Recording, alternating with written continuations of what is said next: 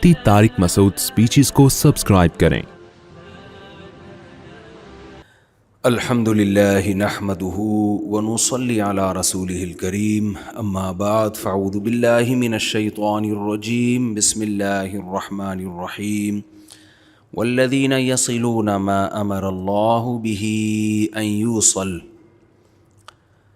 नया नाज़माबाद में माशाल्लाह इस मस्जिद में मेरा ये दूसरा बयान है और इतनी खूबसूरत मस्जिद बनाई है यहाँ की इंतज़ामिया ने, देख के दिल खुश हो गया। बाहर से जब दाखिल होते हैं ना, उसी वक्त मस्जिद का लुक बड़ा प्यारा नज़र आता है। जिन लोगों ने भी बनाई है मस्जिद, अल्लाह उनकी उम्र में बरकत दे और तरक्कियाँ दे। इन्नमा यामुरु मसाजिदल्लाहि मन आमन बिल्लाहि वल यौमिल आखिर। अल्लाह कहते हैं मस्जिदें वही आबाद करते हैं जो अल्लाह और आखिरत पर ईमान रखते हैं। तो अल्लाह ताला को अपने घर से बहुत मोहब्बत है। अल्लाह चाहते हैं मेरा घर बनाओ तो अच्छा सा बनाओ, साफ़ सुथरा हो, खूबसूरत हो। बग़ैर सुतून के, बग़ैर पिलर के इतना बड़ा हॉल बना दिया। जब हम दुनिया में फिरते हैं ना, तो जहाँ बहुत सारी मायूसी की चीज़ें नज़र आती हैं, तो बहुत सारी उम्मीद की चीज़ें भी नज़र आना शुरू हो जाती हैं। पूरी दुनिया में जो इबादत खाने हैं, ईसाइयों के चर्च हैं। पहले मैं दुआ कर लूँ अल्लाह ताला मुझे सही तरह से बात कहने की, हम सबको सुनने की, हम सबको समझने की, और फिर हम सबको अल्लाह अमल की तौफ़ीक़ अता फ़रमाए जो मैं कह रहा हूँ। तो पूरी दुनिया में जब भी ट्रैवलिंग होती है, बेहयाई का एक तूफ़ान है, मज़हब के ख़िलाफ़ बातें। यूट्यूब को देखो आप, एक सोशल मीडिया पे भी एक तूफ़ान है बदतमीज़ी। अच्छा, लेडीज़ में आवाज़ नहीं जा रही भाई। ये भी अच्छा इंतज़ाम किया कि मस्जिद के अंदर ख़वातीन का भी इंतज़ाम है। आज ख़वातीन सिनेमा घर जा सकती हैं, शॉपिंग के लिए हर जगह जा सकती हैं, पुप्पो के घर भी जा सकती हैं, खाला के घर भी जा सकती हैं। मस्जिद में मौलवी साहब डंडा लेके खड़े हुए होते हैं कि इधर आने की आपको इजाज़त नहीं। तो हर मस्जिद में ख़वातीन के लिए नमाज का प्रॉपर इंतज़ाम होना ज़रूरी है। जहाँ बयान के लिए बैठें, नमाज के लिए आना चाहें तो आ सकें। तो मैं ये अर्ज़ कर रहा था कि आप पूरी दुनिया में ट्रैवलिंग करें, आपको सिर्फ़ मुसलमानों की इबादत गाही भरी हुई नज़र आएगी। चर्च वीरान हो गए, यहूदियों की इबादत गाहें, जुमला कंप्लीट करना पड़ता है, वीरान।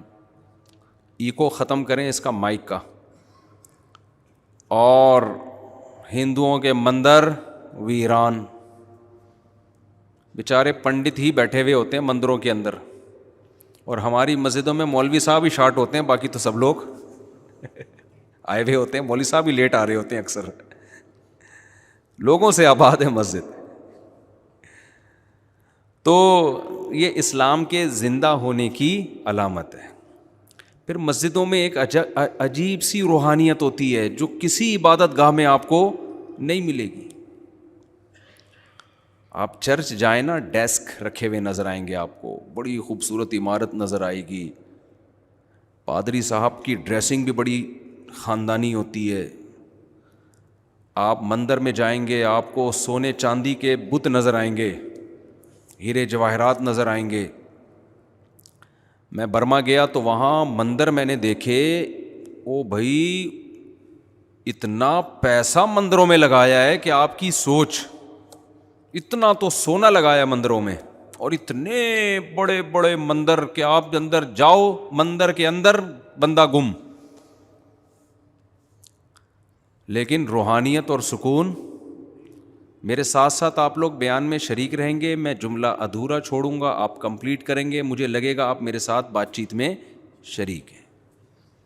मैं कोई ख़तीब तो हूँ नहीं कि मैं धुआंधार तकरीर आती हो तो गपशप लगाता हूँ, बातचीत करता हूँ। तो मेरे साथ रहेंगे तो अच्छा रहेगा। क्या ख्याल है? गपशप के माहौल में बातचीत कर लेंगे। कुछ पूछना हो तो आप पूछ सकते हैं। ख़वातीन ने कुछ पूछना हो तो पर्ची लिख के भेज दें। ख़वातीन में आवाज़ ही नहीं आ रही। अल्हम्दुलिल्लाह। देखो मस्जिद की मैंने तारीफ़ की, نظر لگ گئی؟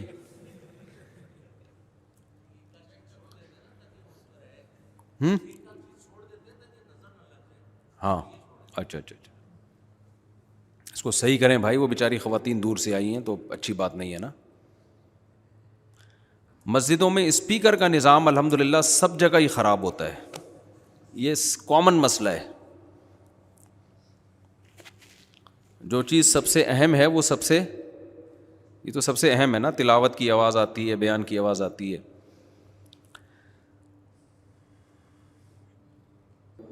میں یہ عرض کر رہا تھا کہ بڑے بڑے مندر ہیں، بڑے بڑی عبادت گاہیں ہیں، لیکن آپ کو اچھا اس میں بہت بہترین ڈیزائننگ ہے اندر کی، لیکن آپ کو اس میں سکون نہیں ملے گا۔ جو سکون اللہ نے مسجد میں رکھا ہے، نہ ڈیسک ہے، نہ کرسیاں ہیں، نہ تپائیاں ہیں، سیدھا سادہ زمین پہ آ کے بیٹھتے ہیں، وہیں مٹی میں سجدہ کرتے ہیں، وہیں۔ آواز یہاں سمجھ میں آ رہی ہے؟ یہاں بھی بہت گونج نہیں رہی آواز؟ یہ اسلام کی صداقت کی دلیل ہے، اسلام کی حقانیت کی دلیل ہے۔ قیامت تک کے لیے آیا تو اللہ نے اس کو قیامت تک باقی رکھنا ہے، ہمیشہ آباد رہیں گی مسجدیں۔ نبی صلی اللہ علیہ وسلم نے فرمایا جب اللہ کا نام لینا لوگ چھوڑ دیں گے تو اللہ اس کائنات کو باقی نہیں رکھے گا۔ خیر یہ تو مسجد دیکھ کر ایک جذبات پیدا ہوئے تھے تو اس لیے میں نے اس کا تذکرہ کر دیا۔ بعض لوگ کہتے ہیں مسجد میں پیسہ نہیں لگانا چاہیے، سادہ ہونی چاہیے۔ حضرت عثمان رضی اللہ تعالیٰ عنہ نے نا پہلا ہی دفعہ مسجد نبوی کی تعمیر کی، اس میں ٹائلیں لگائیں، پتھر لگائے۔ اس پہ بہت سے صحابہ نے اشکال کیا کہ نبی صلی اللہ علیہ وسلم کے دور میں تو کھجور کا چھپڑا تھا، نیچے کیچڑ کھڑا ہو جاتا تھا، مٹی تھی، اور کوئی ایسا پتھر وتھر نہیں لگے ہوئے تھے، ٹائلیں نہیں لگی ہوئی تھیں۔ تو حضرت عثمان نے فرمایا نبی کے دور میں لوگوں کے جیسے گھر ہوتے تھے، مسجدیں بھی ویسی تھیں۔ اب گھروں میں تو تم نے پتھر لگا دیے ہیں، ڈیکوریٹ کر دیا ہے، مسجد تم چاہتے ہو وہی چھپڑے کی رہے، ایسا نہیں ہوگا۔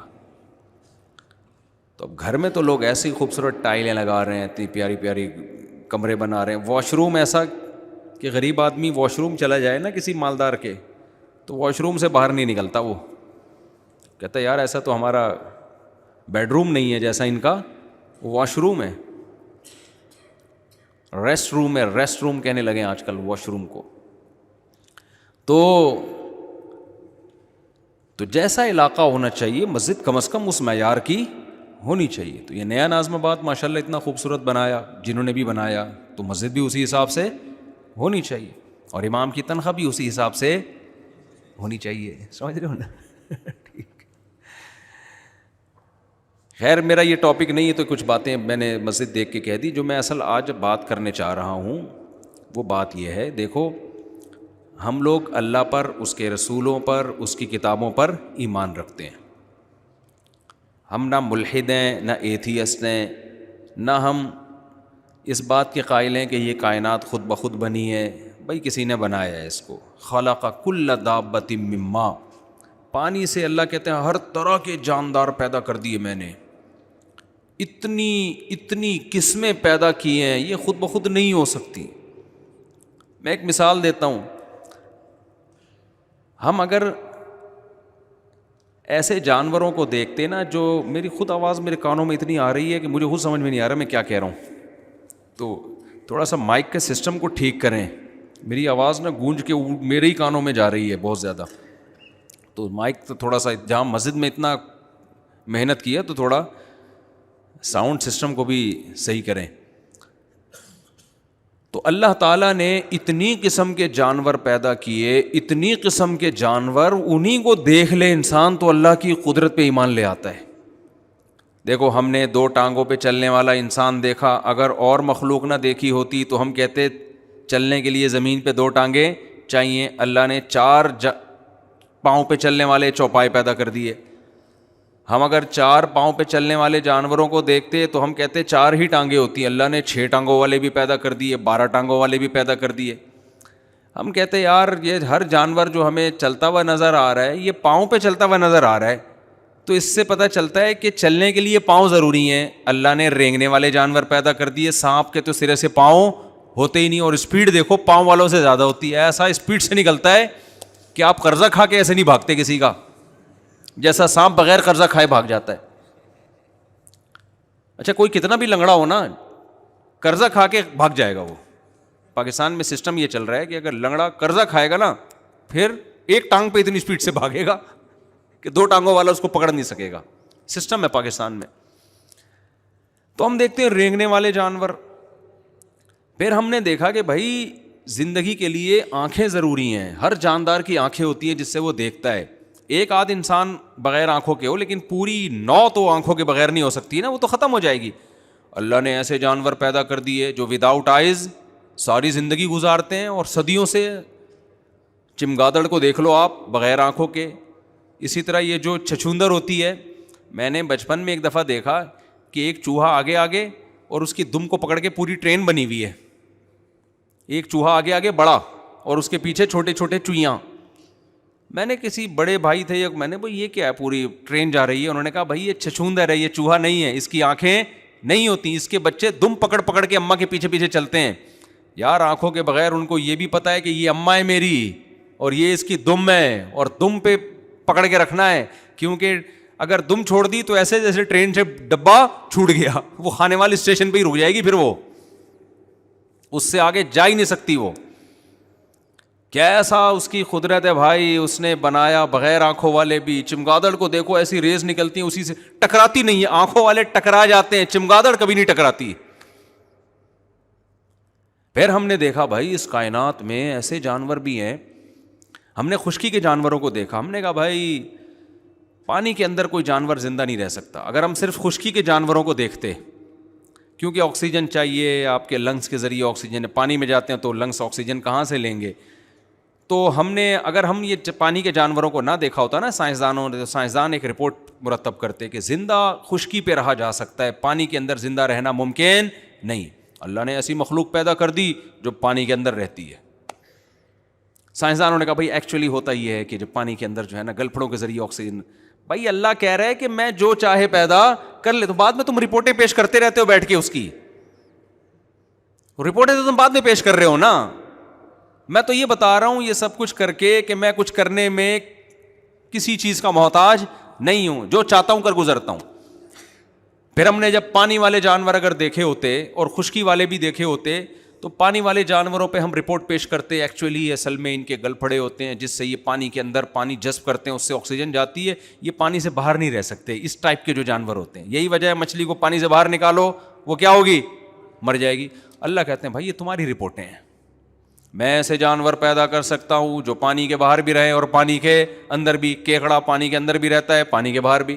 مگرمچھ پانی کے اندر بھی رہتا ہے, پانی کے باہر بھی. کچھوا پانی کے اندر بھی رہتا ہے, پانی کے باہر بھی. عجیب چیز ہے بھائی, تو کیا سسٹم تیرے اندر لگا دیا, باہر آتا ہے تو باہر سے سانس لے رہا ہوتا ہے, اندر جاتا ہے تو سانس کا سیٹ اپ ہی چینج ہو جاتا ہے سارا اس کا. ہم نے اگر وہ جانور دیکھے ہوتے جو انڈے نہیں دیتے, بچے دیتے ہیں, ہم کہتے ہیں کہ انڈے بھی تو کوئی دے سکتا ہے. ہم نے دیکھا بھائی مرغی انڈے بھی دیتی ہے. بھائی مرغی جب انڈے دیتی ہے تو بچہ کیسے نکلے گا, اس کو تو ایک ہیٹ چاہیے. اللہ نے ایسا اس کے اندر ڈال دیا کہ وہ انڈوں پہ خود ہی بیٹھ کے اس کو ہیٹ دیتی رہتی ہے. ہر چیز اللہ پہلے پیدا کرتا ہے اور ہم پھر اس کی لاجک بعد میں تلاش کرتے رہتے ہیں, اور پھر ہم کہتے ہیں لاجک کے بغیر کوئی کام نہیں ہوتا. اللہ کہتے ہیں لاجک کے بغیر کام ہوتا ہے, میں اس کی لاجک پیدا کر دیتا ہوں. لاجک میرے ہاتھ میں ہے, سبب میرے ہاتھ میں ہے. پھر ہم اگر زمین پہ چلنے والے اور تیرنے والے جانوروں کو دیکھتے, کبھی ہم نے اڑتے ہوئے پرندے نہ دیکھے ہوتے, تو سائنسدان رپورٹ پیش کرتے کہ ایکچولی ہوتا یہ ہے کہ جب ہم زمین پہ موو کرنے کے لیے یا تو ہم اسکن کو دھکا دیں گے پیچھے جائیں گے, یا پانی ہونا چاہیے جس کو دھکا دے کے آگے چلیں, یا ٹانگیں ہونی چاہیے. اللہ نے پرندے پیدا کر دیے. لے بھیا, تبھی قرآن میں سورہ لقمان میں اللہ نے کیا فرمایا, یخلق ما یشاء. سورہ روم میں جو چاہتا ہے پیدا کر دیتا ہے. اور وبث فیہا من کل دابہ, ہر طرح کی مخلوق سے زمین کو بھر دیا اس نے, ہر طرح کی مخلوق سے. ایسی مخلوق ہے عقل حیران. آپ کو پتا ہے ہم جب سمندر میں ڈبکی لگا کے جاتے ہیں, کتنا فٹ گہرا جا سکتے ہیں بھائی, 2 فٹ 3 فٹ 10 فٹ چلے جائیں گے. اس کے بعد سائنسدان کیا بولتے ہیں بھائی؟ پانی کا ویٹ آپ کے اوپر پڑنا شروع. یہ جو ٹائٹینک کی تلاش میں آپ دوز اندر گئی تھی, یہ واپس کیوں نہیں آئی؟ اس لیے کہ اس کو ڈیزائن کیا گیا تھا بھئی یہ اتنا ویٹ پانی کا برداشت کر سکتی. پانی کا بھی ایک وزن ہوتا ہے, جیسے جیسے آپ نیچے جائیں گے تو آپ وہ وزن آپ کی باڈی برداشت, کیونکہ بہت دباؤ پڑ رہا ہے نا اوپر سے. کیا خیال ہے بھائی؟ پانی کا بھی ایک وزن ہوتا ہے کہ نہیں ہوتا؟ آپ جب پانی کی بوتل, اگر پانی کا وزن نہیں ہوتا تو 10 لیٹر کی بوتل اٹھا لو گے, 20 لیٹر کی اٹھا لو گے, اس سے زیادہ اٹھا سکتے ہو؟ وہ بوتل کا وزن تھوڑی ہوتا ہے بھائی, وہ اس کے اندر پانی کا وزن ہوتا ہے. تو ایک حد تک اٹھاؤ گے. اگر کوئی آپ کے اوپر 100 لیٹر کی بوتل لا کے رکھ دے اور آپ کو کسی اور کے اوپر رکھ دے, پھر وہ تو نہ آپ بچو گے نہ وہ بندہ بچے گا. کیا خیال ہے, ایسا ہی ہے کہ نہیں ہے؟ اتنا ویٹ ہو جائے گا آپ کے اوپر. تو آپ جب سمندر کی تہہ میں جاتے ہو ایک حد تک جا سکتے ہو, اس کے بعد سائنسدان کہتے ہیں آپ کی باڈی پچک جائے گی پانی میں, مر جاؤ گے آپ, اتنا دباؤ ہوگا. تو آپ دوزیں بنائیں تاکہ وہ دباؤ کو کیا کریں, برداشت کریں. وہ آپ دوزیں کروڑوں روپے کی آپ دوز تھی جس میں ٹائٹینک کی تلاش میں یہ لوگ نیچے گئے, لیکن وہ آپ دوز پانی کا بوجھ برداشت نہیں کر سکتے. اتنی بہترین آپ دوز تھی, ان کو تو 100% یقین تھا کہ برداشت کر لے گی. رکشے کے پیچھے لکھا ہوتا ہے تپڑ ہے تو پاس کر ورنہ برداشت کر. اس آپ دوست پہ لکھا ہوا تھا تپڑ ہے تو پاس کر ورنہ برداشت کر, نیچے لکھا ہوا تھا برداشت کر لیں گے ہم. تپڑ ہے, پاس بھی کریں گے اور برداشت بھی کریں گے. لیکن جب وہ آپ دوز ایک حد تک نیچے گئی ہے, پانی کا اتنا ویٹ اس کے اوپر آیا کہ وہ انسانوں کی بنائی ہوئی مشین جو بڑے بڑے سائنسدانوں نے بنائی تھی, کروڑوں اربوں روپے لگا کے اس کو ڈیزائن کیا گیا تھا کہ اتنے دباؤ کو برداشت کر لے, وہ برداشت نہیں کر سکی اور سیکنڈ کے 1000ویں حصے میں وہ پھٹ کے تباہ ہوئی ہے. وہ ایسا نہیں ہوا کہ آہستہ آہستہ اس میں کریک آیا, پہلے ٹائٹینک جیسے تباہ ہوا تھا نا, کریک آیا اور پھر آہستہ آہستہ نا نا نا نا ایک دھماکہ ہوا اور مارکیٹ سے شارٹ, غائب, اتنا دھماکہ. تو ہم یہ کہتے ہیں بھائی اگر ہم نے یہ مخلوق دیکھی ہوتی, آپ دوزیں دیکھی ہوتی, ہم کہتے ہیں بھائی اس سے زیادہ گہرائی میں کسی مخلوق کے لیے زندہ رہنا ممکن نہیں ہے. اللہ نے اس سے بھی نیچے مچھلیاں پیدا کی ہیں جو رہ رہی ہیں. نہیں آ رہی کھوپڑی معذرت کے ساتھ نہیں آ رہی سمجھ میں بات؟ اس سے بھی نیچے مچھلیاں ہیں جو اس سے زیادہ دباؤ برداشت کر رہی ہیں. بھائی کیا سسٹم لگا دیا ان کے اندر, اتنی سی مچھلی ہے, اتنا بوجھ اوپر, کئی کلومیٹر پانی ہی پانی, وہ برداشت کر کے کیسے رہ رہی, اور لائف صرف رہ نہیں رہی ہے, لائف کو انجوائے کر رہی ہے, شادیاں بھی کر رہی ہے, انڈے بھی ہو رہے ہیں, بچے بھی ہو رہے ہیں, ولیمے بھی, بارات بھی, لڑکی والے بھی آ رہے ہیں, لڑکے والے بھی آ رہے ہیں, سارے پروگرام چل رہے ہیں, کوئی پروگرام بڑھ نہیں رہا ان کا. حالانکہ اتنی گہرائی میں وہ جب گیا تھا نا وہ آپ دوز, ان کا پروگرام تو بڑھ گیا, ان کا پروگرام بڑھ گیا جو کروڑوں روپے لگا کے گئے تھے, وہ خود بھی بیچارے بڑھ گئے, پروگرام بھی ان کا بڑھ گیا. لیکن جو اللہ نے مچھلیاں پیدا کی ہیں نہ وہ خود بڑھ رہی ہیں نہ ان کا پروگرام بڑھ رہا ہے, ان کے انڈے بچے بھی ہو رہے ہیں, ان کی نسل بھی بڑھ رہی ہے, ان کو خوراک بھی مل رہی ہے, کھا بھی رہی ہیں, لائف کو انجوائے بھی کر رہی ہیں. سائنسدان دیکھ رہے ہیں کیمرے لگا کے, بھائی گھوم رہی ہیں, جا رہی ہیں, اتنا دباؤ, کہہ رہے ہیں سسٹم اصل میں ایسا. پھر سائنسدان کیا کہتے ہیں, ایکچولی اصل میں جب سائنسدان سے پوچھا جائے نا بھائی تم تو کہتے تھے اتنا دباؤ آپ دوز برداشت نہیں کر سکتی, مچھلی کیسے برداشت کر رہی ہے؟ تو یہ تو اللہ بتا رہا ہے کہ میں سب کچھ کر سکتا ہوں. سائنس کہتے ہیں ایکچولی اصل میں ان کے باڈی کے اندر جو ہے نا ایسے کچھ سسٹم لگا ہوا ہے کہ یہ ان کے ویٹ کو زیرو کر دیتا ہے یا فلاں ڈمکانا کر دیتا ہے. بھائی یہ لاجک تو آپ کام ہونے کے بعد بیان کر رہے ہو, ٹھیک ہے, کچھ نہ کچھ ہوگا اندر, کچھ سسٹمیٹک, ہر چیز سسٹمیٹک ہے اس کائنات, سسٹم کو بنانے والا تو کوئی ہوگا نا. آپ نے جب کروڑوں سال کے بعد جا کے انسان نے اتنی ترقی کی ہے کہ ایسی آپ دوست بنائے جو اتنے کلومیٹر نیچے جائے, اس کی بھی گارنٹی نہیں ہے, وہ خود بخود نہیں بنی, تو کون ہے جس نے ایسی مچھلیاں پہلے سے پیدا کر لیں جو اس سے زیادہ دباؤ برداشت کر رہی. ہر مخلوق کو لائٹ چاہیے, یہ رپورٹ ہے. ہر مخلوق کو کیا چاہیے؟ Sun light. اندھیرے میں نہیں جی سکتے, ایک حد تک اندھیرا ہوگا, اس کے بعد انسان تو باولا ہونا شروع ہو جاتا ہے. ہمارے یہاں جو باولے ہوتے ہیں نا معذرت کے ساتھ لوگ, وہ لوڈ شیڈنگ کی وجہ سے زیادہ ہوتے ہیں. اللہ کی طرف سے تو سورج ہے اور گوروں میں جو باولے ہوتے ہیں وہ 6 مہینے بعض دفعہ سورج ہی نہیں نکلتا یورپ میں, اس سے کیا ہو جاتے ہیں. میں 15 دن یورپ میں رہ کے آیا, باولا ہونے سے پہلے میں بھاگ آیا, میں سردیوں میں چلا گیا تھا, کیونکہ یورپ میں جب پچھلے دسمبر میں یورپ میں تھا, وجہ اس کی یہ کہ 4-5 گھنٹے کا دن ہو رہا ہے, 3:15 بجے مغرب کی نماز ہو رہی ہے, 9:15 بجے فجر ہو رہی ہے. اتنی لمبی رات, ابے بھائی دماغ کیا ہونے لگا بند. ناروے جانے کا مجھے بہت شوق تھا, تو میں ناروے پہنچا ہوں, وہی 9 بجے سورج نکل رہا ہے, 3:15-3:30 بجے مغرب ہو رہی ہے. پھر 3:30 بجے سے جو لے کے سورج مارکیٹ سے شارٹ ہوتا ہے, اندھیرا, نہ دوپہر کے کھانے کا پتہ چل رہا ہے, نہ رات کے کھانے کا پتہ چل رہا ہے. میں پوچھ رہا ہوتا تھا ہم ناشتے کی نیت کریں بھائی, ڈنر کی نیت کریں, لنچ کی نیت کریں.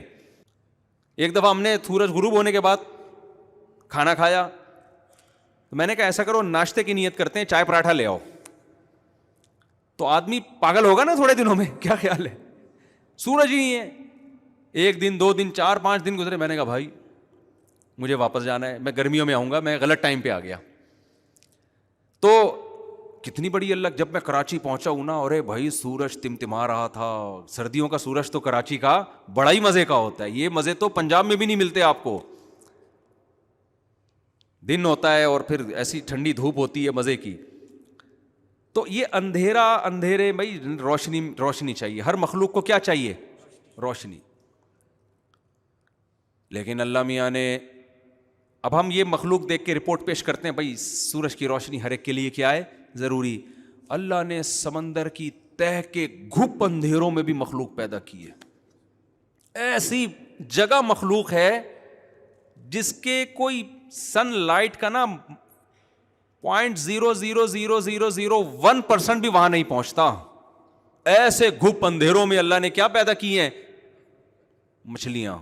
وہ انہی اندھیروں میں, بھائی نظر تو کچھ بھی نہیں آ رہا, وہ نہ صرف زندہ ہیں بلکہ لائف کو انجوائے کر رہی ہیں. ان کے رشتے بھی طے ہوتے ہیں, مچھلا مچھلی پہ عاشق بھی ہوتا ہے, پھر مچھلی مچھلے کی شادی بھی ہوتی ہے, اور ان کے بچے بھی ہوتے ہیں, بچے بھی پلتے ہیں, بڑے ہوتے ہیں انہی اندھیروں. انہوں نے کبھی روشنی دیکھی نہیں ہے. میں نے تھائی لینڈ میں ایک ایکویریم میں دیکھی وہ مچھلی جو اندھیروں میں پلتی ہے, وہاں گھپ اندھیرا کیا ہوا ہے. ہم جب گئے تو ہاتھ کو ہاتھ سجائی نہیں دے رہا, کہہ رہے بھائی بس اسی طرح کو تھوڑا سا نا کوئی اشارے دے دیتے ہیں, یہ گھوم رہی ہے, اس کو روشنی نہیں چاہیے. یخلق ما یشاء. پھر ایسے پرندے بھی ہیں جو اڑنے سے پہلے جہاز میں رن وے جیسے ہوتا ہے نا ایسے بھاگتے ہیں, کیونکہ اڑنے والی چیز کو کیا چاہیے, پہلے ہوا کو کاٹے, وہ اس بھاگنے سے وزن ہلکا ہوگا تو اڑے. ایسے بھی ہیں جیسے گدھ جو ہے نا, گدھ جب اڑتا ہے تو پہلے جہاز پہ رن وے کی طرح دوڑتا ہے. آپ اگر گدھ کہیں کھڑا ہوا ہو نا, آپ جا کے پکڑ لیں, پکڑا جائے گا. وہ اس کو اڑنے کے لیے پہلے رن وے پہ بھاگنا پڑتا ہے, بھاگتے بھاگتے بھاگتے بھاگتے اڑتا ہے وہ. اگر گدھ کو کسی نے دیکھا ہوتا, وہ کہتا ہے بھائی ہر پرندے کو اڑنے کے لیے پہلے دوڑنا پڑتا ہے. اللہ نے ایسے پرندے بھی پیدا کیے. کوے دیکھ لو کیسے ہوشیار ہوتے ہیں. کوا کہیں بیٹھا ہوا ہے, آپ کوے کو مارنے کی نیت سے پتھر اٹھاؤ نا, کوا وہیں سے کیا ہو جاتا ہے, بغیر رن وے پہ دوڑے اڑ جاتا ہے وہ. ایسا کوئی جہاز دیکھا آپ نے کہ آپ جناب حج یا کرنے عمرہ کرنے جا رہے ہیں, اور آپ جب جہاز میں جا کے بیٹھتے ہیں ایک دم جہاز, بھائی ہیلی کاپٹر تو اڑ جائے گا, جہاز نہیں اڑتا. اللہ میاں نے, حالانکہ پرندے کے پر جہاز جیسے ہوتے ہیں, لیکن ایسے پرندے اللہ نے پیدا کر دیے, وہیں بیٹھے بیٹھے ہواؤں میں اڑ جاتے ہیں وہ. آپ کو معلوم ہے ہیلی کاپٹر میں ریورس گیئر ہوتا ہے, ہوائی جہاز میں ریورس گیئر نہیں ہوتا, لیکن اللہ میاں نے پرندوں کے پر ہوائی جہاز جیسے بنائے. بلکہ حقیقت میں یہ ہے کہ ہوائی جہاز پرندوں کو دیکھ کے بنایا گیا ہے, لیکن ایسے پرندے بھی ہیں جو ہوا میں ریورس بھی ہوتے ہیں. آپ نے مکھیاں دیکھی ہوں گی, مکھیاں اڑ رہی ہوتی ہیں, آگے بھی جا رہی ہیں, پیچھے بھی آ رہی ہیں. حیران ہوتا بھائی تو کس حساب سے آپ اڑ رہی ہو, پہلے آگے جا رہی تھی, اب کون سا گیئر لگایا کہ ایک دم پیچھے ہو جائے, 1 سیکنڈ میں پیچھے آگے اس طرح سے ہو رہی ہوتی ہے. یخلق ما یشاء, قرآن کہتا ہے جو چاہتا ہے پیدا کر کے دکھاتا ہوں. دودھ والے جانور جو بچوں کو دودھ پلاتے ہیں, باجرہ کھلاتے ہیں. میں تو مرغیاں بہت پالتا ہوں نا, صبح شام اللہ کی قدرت کے نمونے مرغیوں میں نظر آتے ہیں ہمیں. کمال ہے, ادھر چوزا پیدا ہوا, مرغی کیا کرتی ہے, جیسے ہی دانہ ڈالو نا, مرغی کھاتی نہیں ہے, فوراً دانہ چبائے گی اور نیچے پھینکنا شروع کر دے گی. یار اس کے دل میں ایسی ممتا, پہلی دفعہ بھی بچہ دے گی نا تو یہی حال ہوگا اس کا. پہلی دفعہ میں کس نے بتایا؟ بھائی انسان تو اپنے بڑوں سے سیکھ لیتا ہے, سوسائٹی سے سیکھ لیتا ہے. آپ مرغی کو سب مرغیوں سے الگ کر کے بند کر دو, وہی پروسیس ہوگا. انڈا دے گی, انڈوں پہ بیٹھے گی, اس کو گھماتی رہے گی 12 گھنٹے سے تاکہ چاروں طرف سے ہیٹ ملے. 21 دن کے بعد چوزے نکلنا شروع ہوں گے تو ایک دم انڈے چھوڑ نہیں دے گی. اس کو پتہ ہے ابھی ایک کی رپورٹ آئی ہے, باقی کی رپورٹیں کیا ہیں, باقی ہیں. سب کو سیکو, سب سے چوزے نکلیں گے. اس کے بعد جب دانہ رکھو گے, کتنے دن سے بھوکی ہے, صحیح طرح پیٹ بھر کے نہیں کھایا, لیکن دانہ توڑ کے فوراً کیا کرے گی, چوزوں کو ڈالنا شروع کر دے گی. کہاں سے سیکھا بھائی؟ سائنسدان اس کی لاجک پیش کرتے ہیں. ایکچولی ہوتا یہ ہے کہ یہ جو ہے نا ان کی جینز میں اور ڈی این اے میں یہ چیزیں شامل ہو جاتی ہیں. اور تمہارے ماموں نے شامل کی ہیں ان کے ڈی این اے میں یہ چیزیں. کسی کی پھپھو آئی تھی جو اس کی ڈی این اے میں یہ چیزیں شامل کر کے گئی ہے. کہتے ہیں ایوالو ہوا ہے, یہ ایوالو اوپر سے چلا آ رہا ہے. بھائی یہ ایوالو کے سافٹ ویئر کس نے ڈال دیے ان کے اندر؟ ایوالو کے اگر ہوا ہے تو کس نے ڈال دیا ان کے اندر یہ سافٹ ویئر؟ خود بخود ہی ہوتا جا رہا ہے.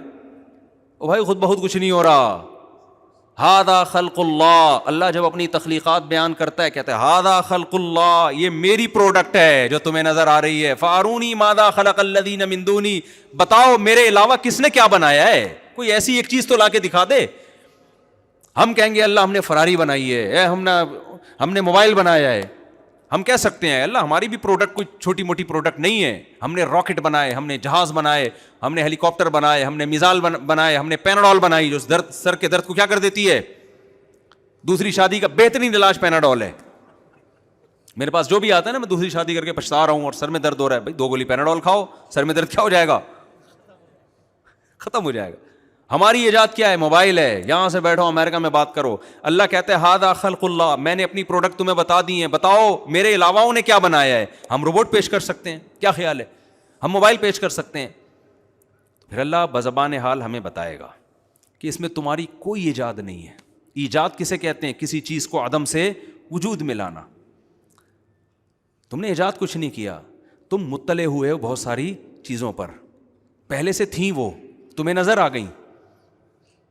دیکھو میں اس کی ایک مثال دیتا ہوں.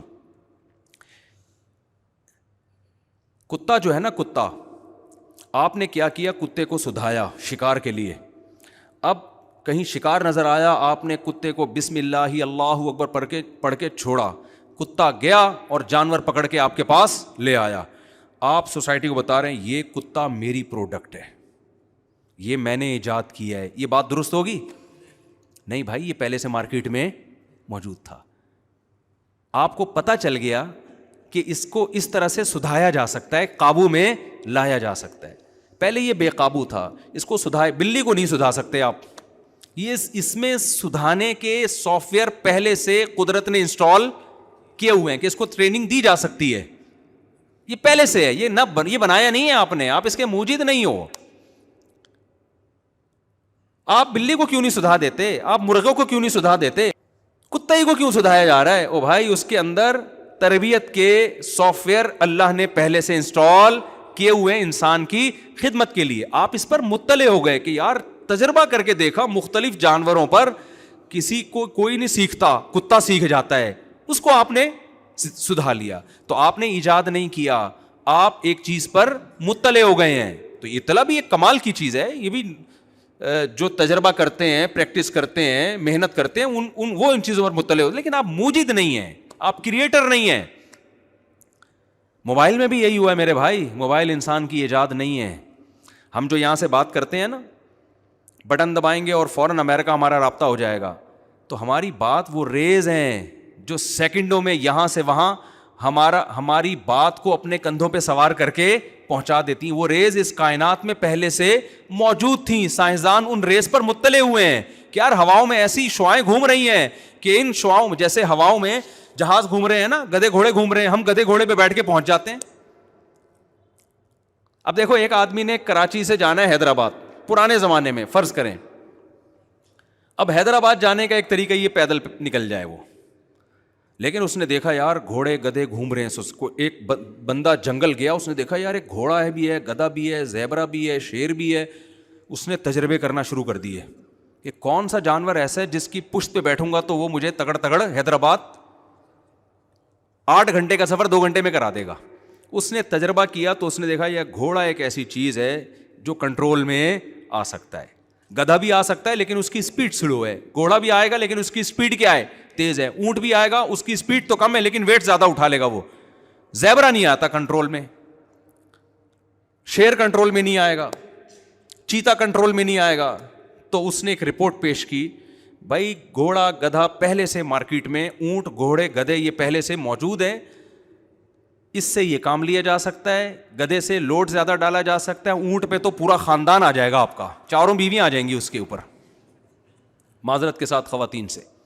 تو اور آپ پھر اس پہ نہیں آئیں گے, یہ ذہن میں رکھنا, کیونکہ 4 جب ایک جگہ آ گئی تو پھر آپ اب وہاں نہیں آ سکتے. جیسے لوگ کہتے ہیں نا ہم 4 بیویوں کو گھر میں رکھ سکتے ہیں, میں کہتا ہوں آپ 4 کو رکھ سکتے ہیں لیکن پھر آپ اس گھر میں خود نہیں رہ سکتے. آپ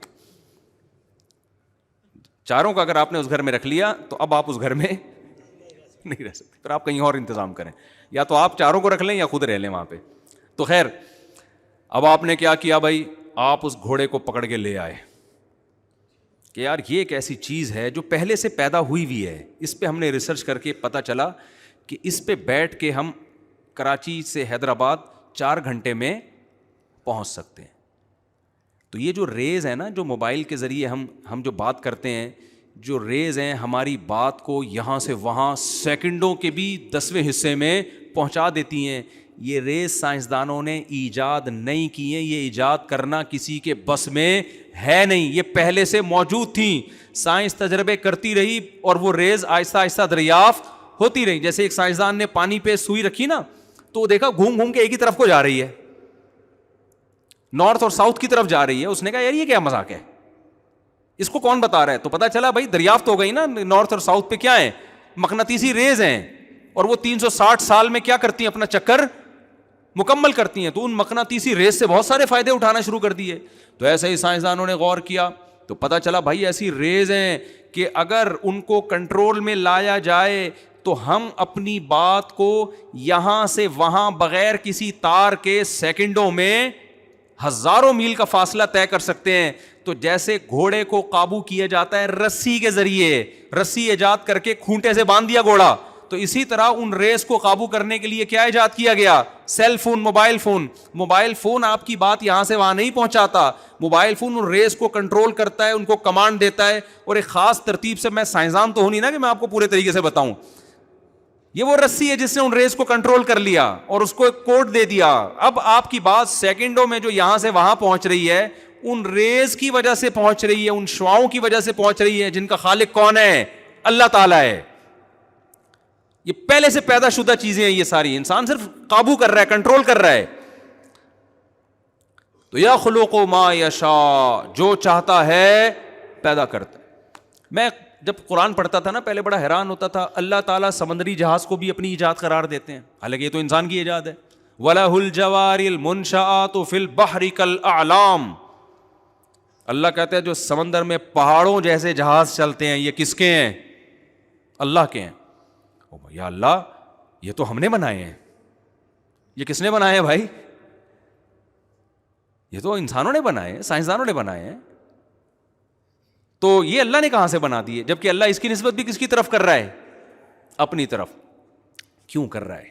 یہ لوہا کس نے بنایا بھائی؟ اللہ نے بنایا, جس میں پگھلنے کی صلاحیت ہے. پھر سمندر, پانی کا کام ہے ڈبونا.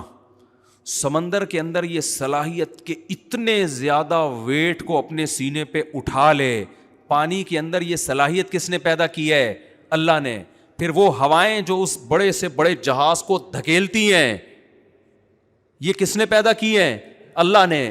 پھر وہ ڈیزل, پہلے ہواؤں سے چلتے تھے اب ڈیزل سے چل رہے ہیں جہاز, وہ ڈیزل زمین کی رگوں میں کس نے پیدا کیا, بولو نا, اللہ نے پیدا کیا. وہ پیٹرول جو اس خام مال سے پیٹرول نکل رہا ہے, گریس نکل رہا ہے, ڈیزل نکل رہا ہے, مٹی کا تیل نکل رہا ہے, 20 قسم کی چیزیں نکل رہی ہیں. ایک چیز بھی انسان نے نہیں بنائی ہے, ساری کس کی بنائی ہوئی ہیں, اللہ کی بنائی ہوئی ہیں. اس لیے اللہ یہ کہنے میں سورہ رحمان میں حق بجانب ہے وَلَهُ الْجَوَارِ الْمُنشَآتُ فِي الْبَحْرِ كَالْأَعْلَامِ، جو پہاڑوں کی طرح جہاز ہے نا جو تمہاری تجارت کا ذریعہ ہے، اگر یہ سمندری جہاز نہ ہوتے اتنی مہنگائی دنیا میں ہوتی، اتنی مہنگائی کہ آپ کی سوچ سے بھی زیادہ، کیونکہ پھر آپ کو گندم کے 1000 کنٹینر منگوانے ہیں، ہوائی جہاز لا سکتا ہے؟ کتنے جہاز آئیں گے جو لے کر آئیں گے. میں تو پہلے پاکستان نیوی میں رہا ہوں نا تھوڑا ڈاک یارڈ میں، تو وہاں میں نے بڑے بڑے جہاز دیکھے. ایک دفعہ ایک چائنا سے جہاز آیا، ہمارے لڑکوں نے کہا بھائی بہت بڑا جہاز آیا. میں جا کے دیکھا تو یہ کنٹینر ایسے لگ رہے جیسے ماچس کی ڈبیاں نہیں ہوتی، جیسے بچوں کے کھلونے ہوتے ہیں نا ماچس کی ڈبیا، اتنے بڑا کنٹینر، اتنے بڑے بڑے کنٹینروں سے جہاز بھرا ہوا ہے. پتہ نہیں اس میں گندم تھی، چاول تھا یا چرس آ رہی تھی، کیا رہا تھا اللہ بہتر جانتا ہے. کوئی بھروسہ نہیں ہے چرس آ رہی ہو. ایک دفعہ میں ایک چکر میں اتنا مال اٹھا کے جہاز وہاں سے یہاں لے آتا ہے. تبھی فرمایا وَسَخَّرَ لَكُمُ الْبَحْرَ، یہ سمندر اس نے کس کے لیے پیدا کیا؟ تمہارے لیے. اگر یہ سمندر نہ ہوتے خشکی پہ تجارت بہت مشکل ہو جاتی، کیونکہ خشکی پہ آپ کے وسائل، کیونکہ مشین کو دھکا دینا زیادہ مشکل ہے، اس میں انرجی زیادہ لگتی ہے. سمندر تو خود پھسلن پیدا کرتا ہے، تھوڑا سا کام آپ کریں گے، تھوڑا کون کرتا ہے؟ اب دیکھو یہاں کوئی بندہ کھڑا ہوا ہے، اس کو دھکا دو ہلے گا اپنی جگہ سے؟ 6 آدمی مل کے دھکا دیں گے پھر ہلے گا. پانی میں تیر رہا ہے، تھوڑا سا یوں کریں گے ادھر ہو جائے گا. ایسا ہے نہیں، انرجی کم لگتی ہے پانی میں دھکا دینے کے لیے. تو تجارت تو ساری ہے ہی دھکے کا کھیل بھائی، یہاں سے وہاں. ٹرانسپورٹیشن کا جو کام ہے، ٹرانسپورٹ کا جو کام ہے، ٹرانسپورٹ کا مطلب کیا ہے؟ یہاں سے وہاں ٹرانسفر کرنا. اس میں وسائل کم لگ رہے ہیں. تبھی اللہ کہتا ہے میں نے تمہارے لیے سمندر مسخر کر دیا. اگر یہ سمندر نہ ہوتا انسان کے لیے زندگی ممکن نہ ہوتی. اب سائنسدانوں نے دیکھا اتنا بڑا سمندر، پہلے اتنا خیال نہیں تھا اتنا بڑا سمندر ہے. جب چاند پہ گئے ہیں تو یا خلا میں گئے ہیں تو جا کے دیکھا تو سمندر زیادہ ہے، خشکی اس میں کیا ہے؟ 3 حصے پانی ہے، ایک حصہ کیا ہے؟ خشکی. پتہ چلا کہ بھائی یہ 3 حصے پانی ضروری ہے، کیونکہ جتنی بارشیں زمین کو چاہیے نا، جتنی خشکی ہے اس کے لیے جتنی بارشیں چاہیے اس کے لیے سمندر اتنا بڑا ضروری ہے. سمندر ہی تو پانی پرووائڈ کرتا ہے. اور میں بار بار ایک ٹاپک چھیڑتا ہوں، یہ جو کہتے ہیں نا 2 بچے ہی اچھے، رسک کم پڑ جائے گا، وسائل.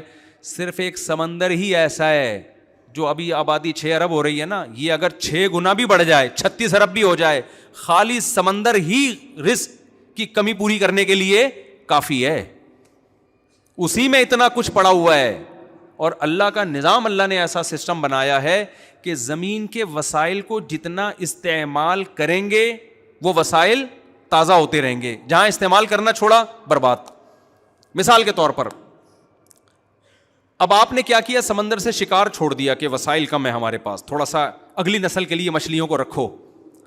مچھلیاں بڑھیں گی ہی نہیں، کیونکہ بڑی مچھلی چھوٹی مچھلی کو کیا کرے گی؟ کھا جائے گی. وہ بڑی مچھلی کیا کرے گی؟ چھوٹی. وہ گروتھ ریشو ان کا اسی حساب سے کیا ہو جائے گا. آپ شکار کر کے بڑی مچھلیوں کو کھاؤ گے نا جب، تو بڑی مچھلیاں چھوٹی کو کھانے کے لیے والی بچیں گی نہیں، وہ چھوٹی کیا ہو جائیں گی؟ وہ خود ہی بڑی ہوں گی. آپ نہیں کھاؤ گے تو وہ کھا جائیں گی. تو بہتر نہیں ہے کہ بچے پیدا کر کے انسانوں کو کھلا دو؟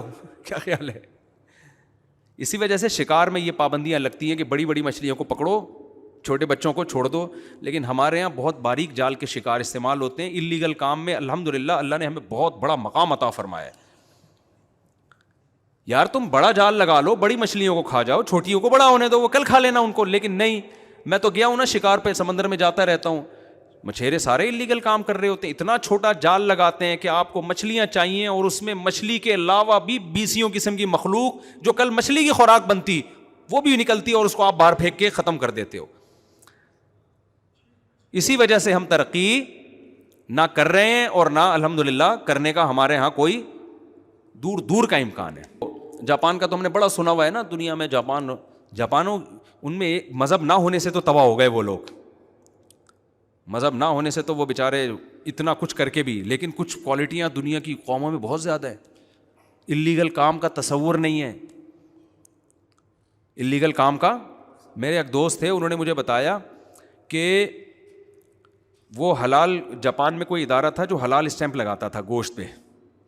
میں نے کہا یار یہ امریکہ میں بھی حلال کے ٹھپے لگ رہے ہیں، تھائی لینڈ میں بھی لگ رہے ہیں، کوئی بھروسہ نہیں ہوتا کہ حلال ہے بھی یا نہیں ہے.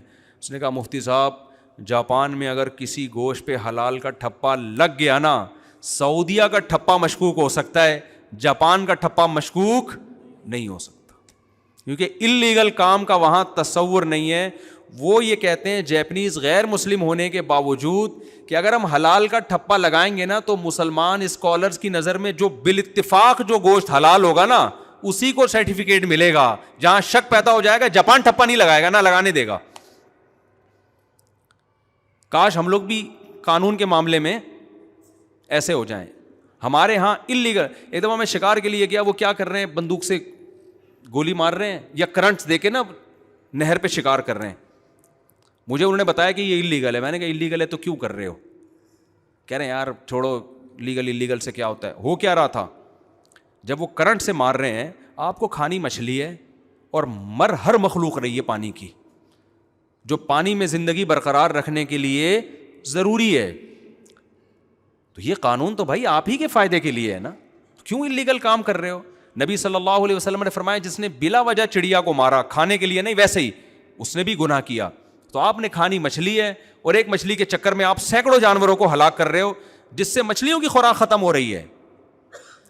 تو یہ نقصان دہ ہے یا نہیں ہے؟ تو یہ اس بات کو ہمیں ایک دوسرے کو تکرار کرنا چاہیے, پھیلانا چاہیے. بھائی جو قانون ہمارے فائدے کے لیے بنا ہے ان قوانین کو ہمیں فالو کرنا چاہیے. یہ صرف حکومت کا حکم نہیں ہے, یہ ہمارے مذہب کا بھی حکم ہے. اللہ میاں نے جب ان مخلوقات کو ہمارے لیے پیدا کیا ہے اور کھانے کے لیے پیدا کیا, تو تمیز سے کھا لو گے تو کھاتے رہو گے, بدتمیزی کے ساتھ کھاؤ گے تو رزق کی کمی ہوگی. پھر الزام کس کو دو گے؟ اللہ کو. وہ اللہ کو الزام نہیں ہے. دیکھو آپ کے گھر میں 6 کوفتے پک رہے ہیں, کھانے آپ نے 2 ہیں, پھر کوفتوں کی کمی ہو جاتی ہے تھوڑے دنوں میں, پکتے ہی نہیں ہے. تو اس کا مطلب کیا اللہ نے کوفتے پیدا کرنے کم کر دیے ہیں؟ بھائی آپ تمیز سے کھا نہیں رہے ہو, آپ ضائع کر رہے ہو اس کو. تو مجھے جب بھوک لگ رہی ہوتی ہے, جو کھانے کا دل کرتا ہے نا, پھر مثالوں میں وہی چیزیں آنا شروع ہو جاتی ہیں. تو میں عرض کر رہا تھا یخلق ما یشاء, اللہ جو چاہتا ہے پیدا کر دیتا ہے, جو چاہتا ہے پیدا کرتا ہے. آج کل میڈیکل سائنس بڑے زوروں پر ہے. میں تو بہت میڈیکل کلپ دیکھتا ہوں, ڈاکٹروں کے رپورٹیں, بڑا اس بارے میں نالج حاصل کی ہوئی ہے. یہ کھانا ضروری ہے, یہ کھانا, وہ ساری رپورٹیں اپنی جگہ صحیح ہیں.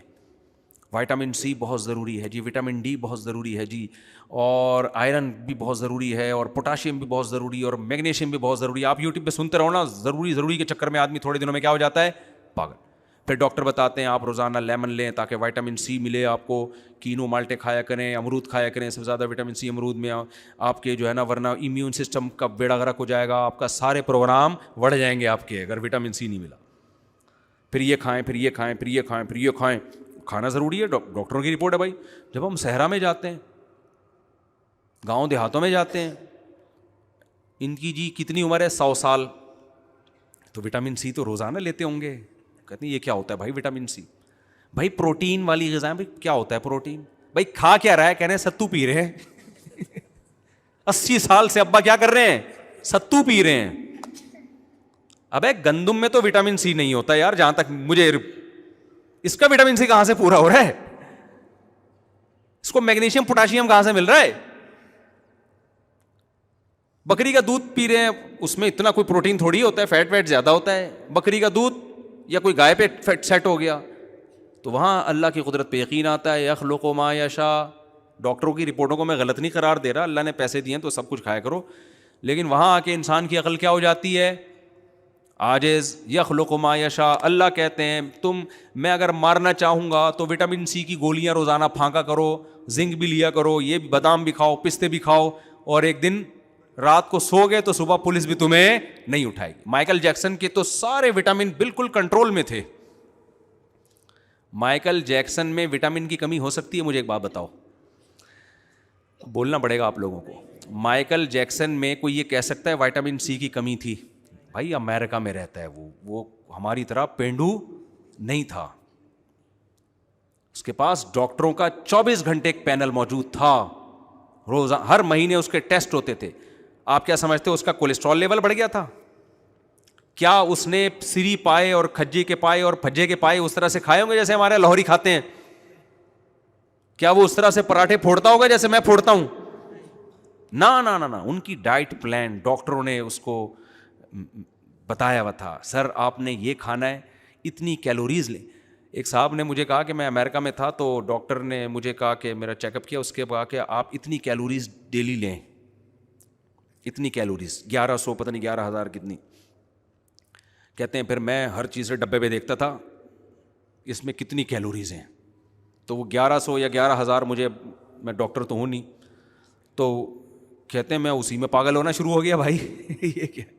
پھر انہوں نے کہا وہاں ڈاکٹر جو ہوتے ہیں نا وہ کہتے ہیں بھائی اتنی کیلوریز, اب اتنی برن, وہ واچ سے چیک کرتے رہتے ہیں, اتنی کیلوریز برن ہو گئی ہیں, اتنی ہم نے انٹیک کی ہیں, اتنی ہم نے استعمال کی ہیں. ہماری طرح پنڈوں والا حساب نہیں ہے, ہم لوگ کیلوریز چیک کر رہے ہوتے ہیں. میرے نانا شوگر کے پیشنٹ تھے, جب رسگلے کا ڈبہ آتا تو کیلوریز گئیں تیل لینے, گلے تو انہوں نے پھوڑنے ہی تھے. 99 سال کے بعد انتقال ہوا ہے. میں نہیں کہہ رہا یہ کام اچھا ہے آپ کیا کریں, لیکن میں بتا رہا ہوں کہ بھائی اللہ کے ہاں جو اصول ہیں نا وہ سارے کیا ہو جاتے ہیں اللہ کے ارادوں کے آگے, ہمارے سارے اصول اللہ کے ارادوں کے آگے فیل ہو جاتے ہیں. تو مائیکل جیکسن کا وائٹامن کی بھی کوئی کمی نہیں, سربیکزی بھی ہو سکتا ہے لیتا ہو, اور ان لوگ کا سربیکزی ہم لوگ کا والا نہیں ہے, ان کے واقعی اس میں زنک ہوتا بھی ہے, ہمارے یہاں پتہ نہیں ہوتا ہے کہ نہیں ہوتا, یہ اللہ ہی بہتر جانے. ہمارے یہاں تو وہ کسی نے کہا نا کہ انڈیا نے جب دھمکی دی تھی تمہارے ٹماٹر بند کر دیں گے, تو کسی نے کہا کہ ہمارے یہاں ٹومیٹو کیچپ میں ٹماٹر نہیں ڈلتا, تو ہمارے ٹماٹر بند کرنے سے کیا فائدہ ہوگا. ہم تو ہر چیز لکھا ہوا ہوتا ہے اندر, کوئی گارنٹی نہیں ہے. تو مائیکل جیکسن کی رپورٹیں ساری کلیئر تھیں, کوئی ہارٹ کا مسئلہ نہیں تھا, چاروں جو اس کی وریدیں ہیں شریانے ہیں بڑے, اتنا جو پھدک رہا ہے تو اس کا دل صحیح کام کر رہا ہوگا نا. آپ خود بتاؤ, ہارٹ کے پیشنٹ کو تو ڈاکٹر زیادہ ہلنے جلنے سے منع کرتے ہیں, بھائی تھوڑا سا ہلا تو بلڈ کا سرکولیشن بڑا, بلاکیج ہوگی مر جائے گا. مائیکل جیکسن تو جب پھدکتا تھا اس کو پولیس آتی تھی, بھائی تھوڑی دیر آرام بھی کر لے تو, اتنا ہلتا جلتا تھا وہ. اس کے ہارٹ کا کوئی مسئلہ ہو سکتا ہے؟ نہ ہارٹ کا مسئلہ, نہ کوئی وٹامن کی کوئی کمی, اور اتنا بڑا پروگرام ہونے والا ہے 50 سال کی عمر میں, فٹ فاٹ, ڈاکٹروں نے چیک کیا بھائی کوئی پرابلم نہیں ہے. جب سویا ہے تو اب تک کی رپورٹ کے مطابق اٹھا نہیں ہے, شاید اگلے جنم ونم میں کہیں دوبارہ آ جائے. اس جنم میں بہرحال اب اس کے واپسی کے چانسز کیا ہو گئے ہیں, ختم. اب میں تھر میں مل کے آیا, کہیں تھر میں نہیں, بلوچستان کے کسی پسماندہ علاقے میں, ان کے پاس صرف روٹی ہے اور بکری کا دودھ ہے. وہاں مجھے بوڑھے بوڑھے بزرگ ملے. ایک صاحب نے بتا بھی 99 سال میرے ابا کا انتقال ہوا, کہہ رہے روٹی اور بکری کا دودھ, اس کے علاوہ کوئی تیسری چیز. وہ بھائی وٹامن سی کدھر گیا, بکری میں تو دودھ میں تو میں نے نہیں سنا کہ وٹامن سی بھی ہوتا ہے, یہ تو بہت ہی ضروری ہے.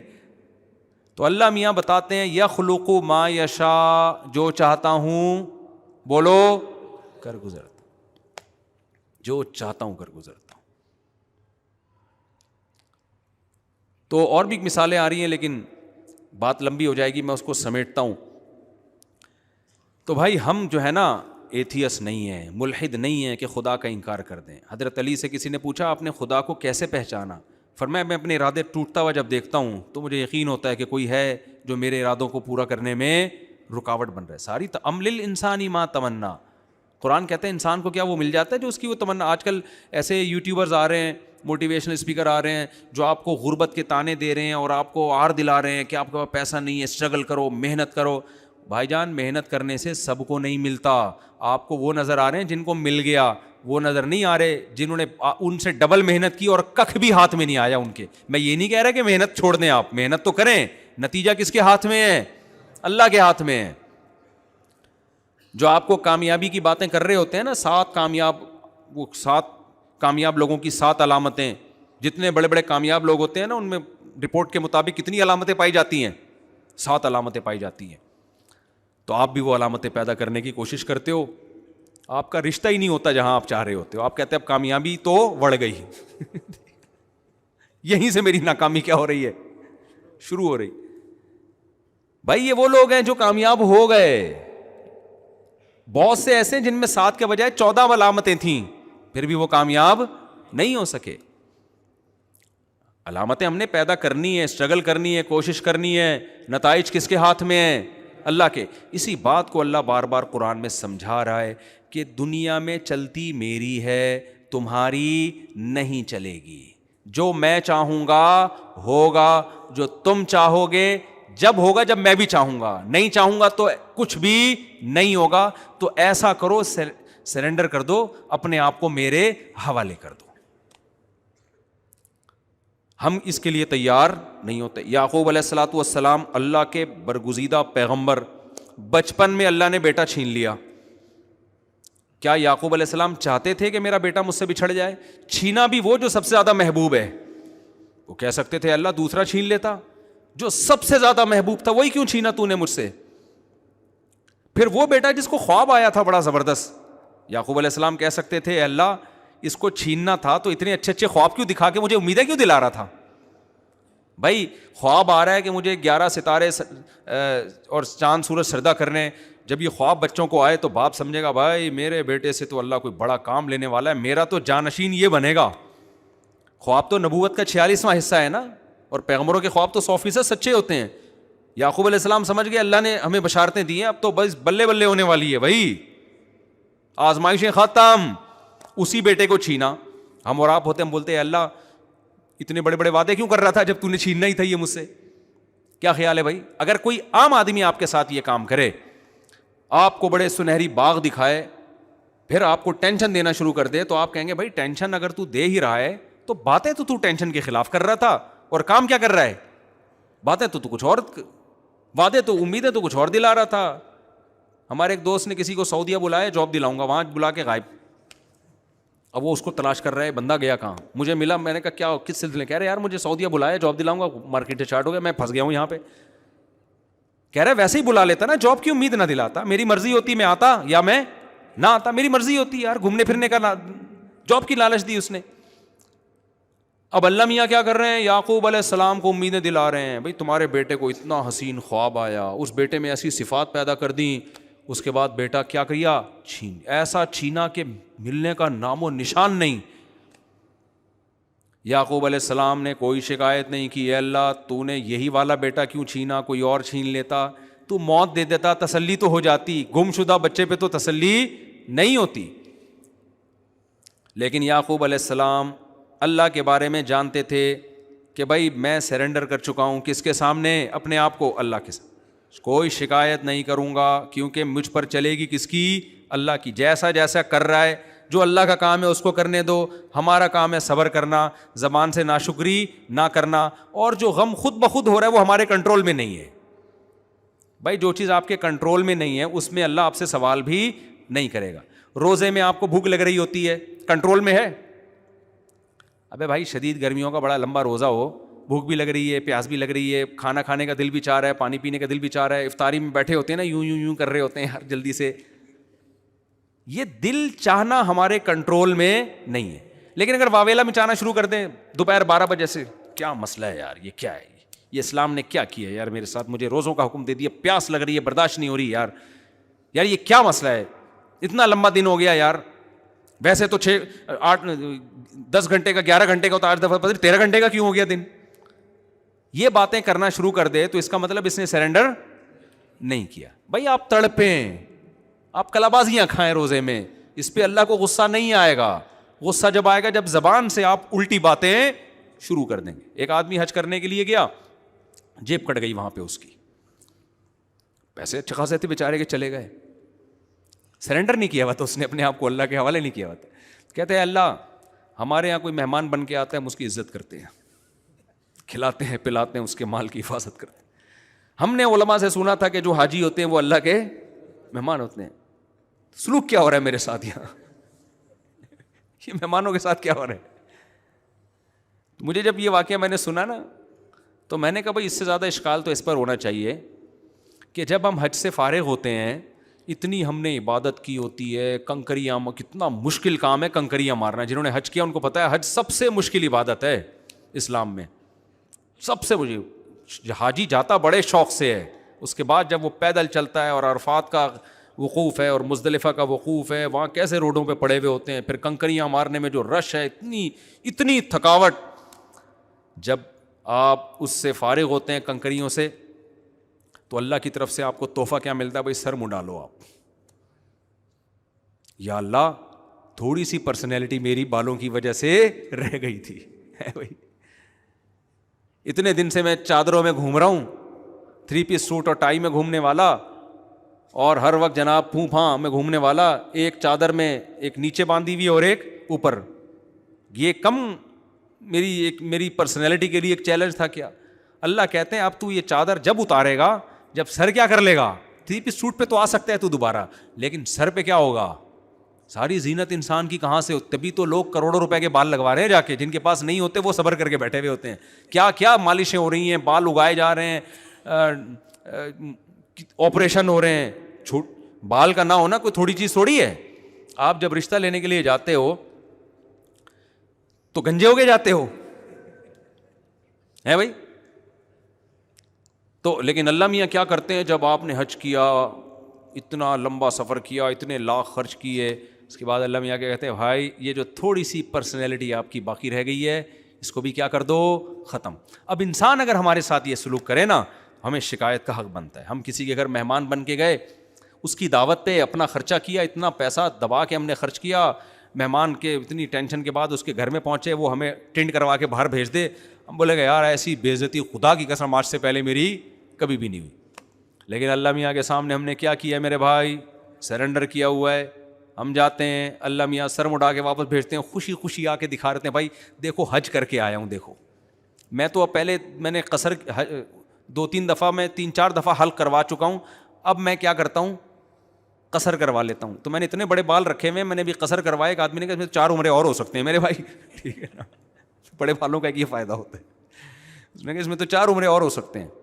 تو مجھے کسی نے کہا آپ ٹینڈ کیوں نہیں کراتے؟ بھائی پہلی دفعہ میں حج پہ گیا, ٹینڈ کروایا, عمرہ کیا, ٹینڈ کروائی, میں 2-3 دفعہ کروا چکا ہوں. اب میں کیا کرتا ہوں, قصر. حالانکہ قصر میں کم ثواب ہے, ٹینڈ میں زیادہ ثواب ہے. تو مجھے کہتے ہیں لوگ اب آپ ٹینڈ کیوں نہیں کرواتے؟ میں کہتا ہوں اب میری 4 بیگمات ہیں, میں دہشت گردی کا جڑ سے خاتمہ نہیں کر سکتا. کچھ بال چھوٹے کر کے دہشت گردی کم تو ہوتی ہے, لیکن میں اب جڑ سے دہشت گردی کا خاتمہ, ہماری حکومت کہتی ہے نا دہشت گردی کو جڑ سے ختم کریں گے. بھائی اگر آپ نے جڑ سے ختم کر دیا تو آپ کے کھانچے بھی تو بہت سارے بند ہو جائیں گے نا. کیا خیال ہے؟ اس لیے حکومت دہشت گردی کو کہتی ہے ہم جڑ سے ختم کریں گے, لیکن کبھی جڑ سے ختم, کیونکہ دہشت گردوں سے ان کے اپنے کھانچے بہت سارے چل رہے ہوتے ہیں, کبھی بھی جڑ سے ختم نہیں کریں گے. تو میں نے کہا بھائی اب مجھے تھوڑی سی دہشت چاہیے, کنٹرولنگ کے لیے تھوڑی سی دہشت چاہیے مجھے, اس لیے میں جڑ سے نہیں خاتمہ کروں گا دہشت گردی کا. تو جب اللہ نے میرے لیے آپشن رکھا ہے بھائی قصر کر لو, تو میں اس آپشن کا فائدہ اٹھاؤں گا. اچھا میرے بھائی تو میں یہ کہہ رہا تھا, بھائی ہم نے سرنڈر کیا ہوا بھائی اللہ کے سامنے, اللہ ٹینڈ کرا کے بھیج دے, ہم ٹینڈ کرا کے آ جاتے ہیں. اللہ کے بال چھوٹے کروا, ہم چھوٹے کروا کے آتے ہیں. تو یعقوب علیہ السلام نے سرنڈر کیا ہوا تھا, تو اللہ میاں نے سب سے محبوب اور چہیتا بیٹا اٹھا لیا. ساری زندگی اس کی یاد میں روتے رہے. وہ رونا اختیار میں نہیں ہے, بیٹے کی. اور دینداروں کو زیادہ محبت ہوتی ہے اولادوں سے اور اپنے ریلیٹیو سے. مجھے کل کسی نے بتایا, کوئی بہت بڑا لبرل سیکولر آدمی ہے, میں اشارہ نہیں کروں گا تاکہ خام خواہ میں کسی کی غیبت نہ ہو. اس نے بتایا کہ اس کے 2-3 بچے کہیں دیوار کے نیچے آ کے مر گئے. تو میں وہاں بیٹھا ہوں, اس کو کوئی کچھ ہو ہی نہیں رہا, بچوں سے ریلیشن ہی نہیں ہے. بچے پیدا ہو رہے ہیں, کبھی ٹائم ہی نہیں دیا گھر میں, گھوم رہے ہیں, پھر رہے ہیں, عیاشی کر رہے ہیں, نائٹ کلبوں میں شرابیں چل رہی ہیں, ادھر بیگم کیا ایک آدھ ہو بھی گئے, چلو ٹھیک ہے رپورٹ ہے بھائی, بچہ بھی ہو جاتا ہے. محبت ہی نہیں ہے آپس میں, نہ بچوں کو باپ سے, نہ باپ کو بچوں سے. جب اللہ سے رشتہ ٹوٹتا ہے نا تو آپس کے رشتے بھی ٹوٹ جاتے ہیں. تو دینداروں کو محبت ہوتی ہے, تبھی تو غم بھی ہوتا ہے. لیکن زبان سے وہ کہا جائے گا جس پہ اللہ راضی ہوگا, زبان سے وہ کہا جائے گا جس پہ اللہ راضی ہوگا. ہمارا ایک چوکیدار تھا, ڈرائیور تھا جامعۃ الرشید کا. میں نے اس سے ویسی گپ شپ لگا رہا تھا, تم پہلے کیا کرتے تھے؟ اس نے کہا پہلے میں ڈیفینس میں کسی بنگلے کا چوکیدار تھا, اور بڑی اچھی تنخواہ تھی میری, بڑی اچھی جاب تھی. میں نے کہا اتنی بہترین جاب تھی, 12 گھنٹے بیٹھے رہتے تھے, تنخواہ مل جاتی تھی, کھانا پینا فری کا تھا. اب تم ڈرائیونگ کر رہے ہو, کبھی سکھر جا رہے ہو, کبھی کہاں جا رہے ہو, تو اتنی اچھی جاب کیوں چھوڑی؟ اس نے کہا مولوی صاحب میں نے ایک واقعہ دیکھا مفتی صاحب, اس کے بعد میں نے وہ گھر چھوڑ دیا. میں نے یہ دیکھا بڑا کروڑ پتی بندہ ہے جو میرا مالک ہے, اس کا بیٹا بھی کروڑ پتی, ایک ہی بیٹا ایک ہی باپ. کہہ رہا اس کا باپ بیمار ہوا, ہاسپٹل میں ایڈمٹ ہوا, اس کا انتقال ہو گیا, ایمبولینس آئی, جنازہ ہوا. میں نے جا کے بیٹے کو اٹھایا کہ تمہارے ابا کی لاش آئی ہوئی ہے. بیٹا نے کہا بھائی عیدی سینٹر میں دے کے دفنا دو, یہ پیسے ہیں, یہ سارا کام کر لو. سو گیا. یہ واقعہ بھی 20-25 سال پرانا کوئی بیان کر رہا تھا وہ، اب تو اور زیادہ ماڈرن اور ٹیکنالوجی اور جو ہے نا نالج ایجوکیشن میں اب الحمدللہ اور زیادہ، اب تو لوگ پہلے سے زیادہ پڑھے لکھے لوگ ہیں. تو اس وجہ جہالت تھی بہت زیادہ کیا تھی ڈیفینس میں؟ جہالت تھی. پرانا دقیانوسی دور کی بات کر رہا ہوں میں. آج کل تعلیم کا معیار یہ بن گیا ہے، ریلیشن ختم، بس ایک انسان انڈیویجولی اپنی لائف گزارتا ہے، ریاست کے ساتھ اس کا اسٹیٹ کے ساتھ تعلق ہونا چاہیے، ٹیکس ویکس ٹائم پہ دے دیتا ہو، بس یہ سب چیزیں. انسانیت کیا ہوتی جا رہی ہے؟ ختم. میں نے بھی کچھ دن پہلے بھی بیان میں واقعہ سنایا. ہمارے ایک دوست ہیں، دوست کیا استغفر اللہ، میرے سگے ماموں ہیں، وہ غصے ہوں گے پر میں تو وہ دوست بول رہا ہے، وہ منہ سے نکل گیا میرے. تو وہ چند دن پہلے امریکہ سے ان کا فون آیا نا، تو میں نے کہا خیریت سے ہیں؟ اب ہمارا تو ریلیشن ہے بھائی، ہم تو مسلمان ہیں یار.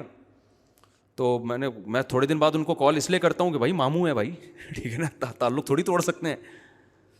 تو بڑی گپ شپ ہو رہی تھی. میں نے کہا آپ امریکہ میں کہاں رہتے ہیں؟ انہوں نے کہا فلاں جگہ رہتا ہوں. میں نے کہا آپ کے اڑوس پڑوس میں گورے رہتے ہیں؟ مجھے ہر قوم کے کلچر کو جاننے کا بڑا شوق ہے. تو انہوں نے کہا کہ میرے پڑوس میں بھی ایک فیملی ہے، یہ ریزیڈینشل ایریا ہے، یہاں فیملی والے لوگ رہتے ہیں. میں نے کہا گوروں کی فیملیاں ماشاءاللہ. میرا ایک ذہن میں آیا کہ بھائی پھپھی ہوگی، خالہ ہوں گی، کزنیں ہوں گی، ان کی بہویں ہوں گی، انگریز کی بہو سوچیں آپ، تو اس کے داماد ہوں گے، فیملی ہوگی نا، پوتے نواسے ہوں گے. تو بھائی ایریا ہی ایسا ہے جہاں فیملی والے لوگ رہتے ہیں، کہ ہوٹل میں تھوڑی رہ رہے ہیں وہ. تو میں نے کہا کہ آپ کے پڑوس میں کون رہتا ہے؟ انہوں نے کہا ایک فیملی رہتی ہے. میں نے کہا فیملی کے بارے میں ذرا رپورٹ پیش کریں گے؟ انہوں نے کہا کہ وہ ایک خاتون ہے، ایک کتا ہے، بہت بڑی فیملی. یعنی یہ میں اپنے الفاظ میں اب یہ کہہ رہا ہوں، مجھے دل میں نے زبان سے کہا نہیں، لیکن وہ دل میں خیال آیا کچھ زیادہ بڑی فیملی نہیں ہو گئی؟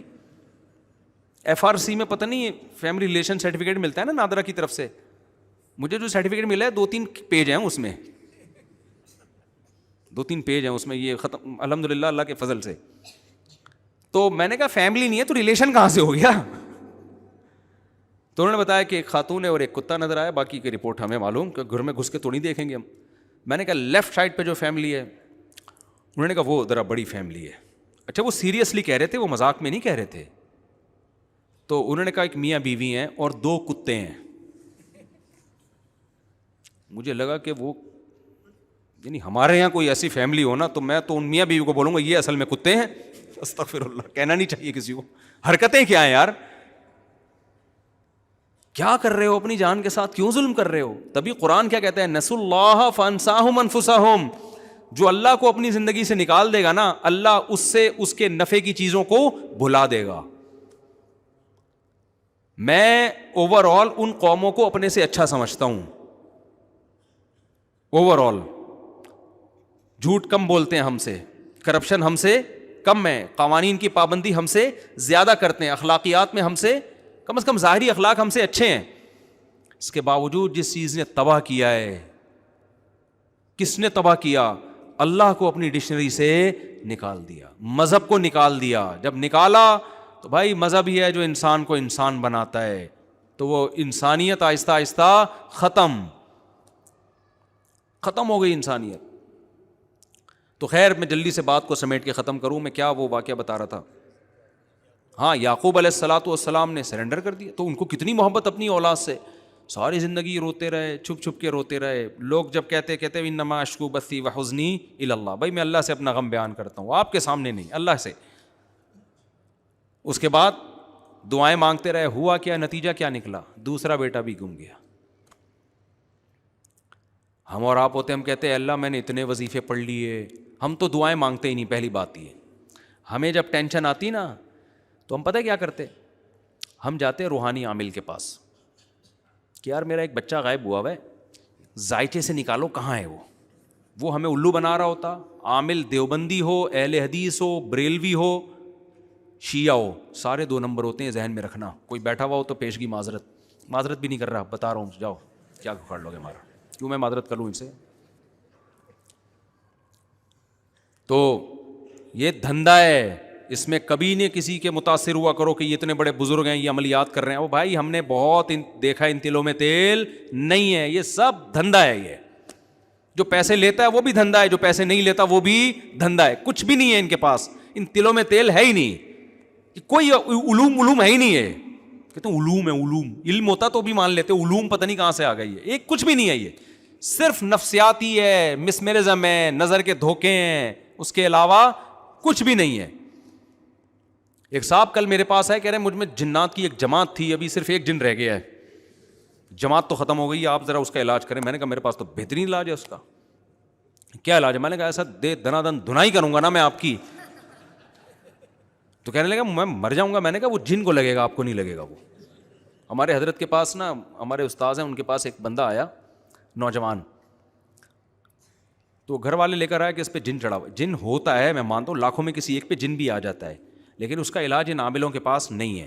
اس کا علاج ہے اپنی مسجد کے مولوی صاحب سے دم کرا لو, یا کسی بھی شریف آدمی سے کیا کر لو جو گٹکا نہ کھاتا ہو, سگریٹ نہ پیتا ہو. آج کل یہی شریف ہے, اور کوئی بہت نیک شریف آپ کو مارکیٹ میں ملیں گے نہیں. بس گٹکا دیکھ لو, سگریٹ, باقی کون بند کمرے میں کیا کر رہا ہے یہ کہاں پتہ چلتا ہے کسی کے بارے میں. اس سے ہی اندازہ ہو جاتا ہے گٹکا نہیں کھاتا, سگریٹ نہیں پیتا, اور کہیں روڈ لونڈے لپاڑوں کے ساتھ بیٹھتا نہیں ہے. تو بس اس سے زیادہ بھائی ہم کو عالم الغیب تھوڑی ہیں.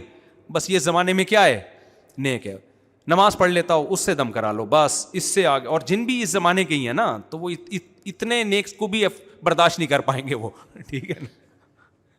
پرانے زمانے کے جن بھی بڑے تگڑے ہوتے تھے نا, وہ تھوڑا نیک نہیں چاہیے تھا ان کے علاج کے لیے, زیادہ نیک بندہ چاہیے ہوتا تھا. آج کل تو جنات بھی اسی حساب سے جا رہے ہیں, تو زمانے کے حساب سے ہر چیز اسی حساب سے ہو جاتی ہے. تو وہ کیا ہوا, اس جن کو وہ نوجوان آیا, 99% تو ڈرامے بازی ہوتی ہے, نفسیاتی مسائل ہوتے ہیں. تو نوجوان کو ہمارے استاذ نے پکڑا, اس کو بولا کہ بھائی وہ کہہ رہا تھا جن آیا ہوا ہے نا, ادھر ادھر سے عربی بھی پڑھتا تھا. استاذ نے پکڑ کے اس کو لگائی دھنائی. تھوڑی دیر تک تو وہ چیختا رہا, اس کے بعد کہتا ہے یہ مجھے لگ رہا ہے, یہ جن کو نہیں لگ رہا. ہمارے استاذ نے کہا نہیں تو جھوٹ بول رہا ہے, تو جن ہے تجھے ہی لگ. شروع میں تو ڈرامہ کیا اس نے, اصل میں اس کو کسی لڑکی سے ہو گیا تھا عشق, جو رپورٹ آئی نا بعد میں. وہ اپنے اوپر ڈرامہ کر کے جن مسلط کرتا, فضائل اعمال سے کچھ عربی عبارتیں یاد کر لی تاکہ لوگ سمجھے سعودی عرب کا جن آیا ہوا ہے اس کے اوپر. کچھ عربی یاد کر لی, ماں باپ متاثر, اور جب ماں باپ اس لڑکی کے گھر اس کو لے کے جاتے جن اتر جاتا. تو سمجھتے کہ یہاں کچھ ہیں موکلات, موکل بھی کچھ نہیں ہوتا ہے, ذہن میں رکھو, ہمزاد موکل سب ڈرامے بازی ہیں. یہ جو کہتے ہیں ایک انسان ہوتا ہے, ایک اس کے ساتھ ہمزاد ہوتا ہے. بھائی ان چیزوں کا کوئی ثبوت نہیں ہے نہ شریعت میں, یہ سب ان کے اپنے دماغی تخیلات ہیں.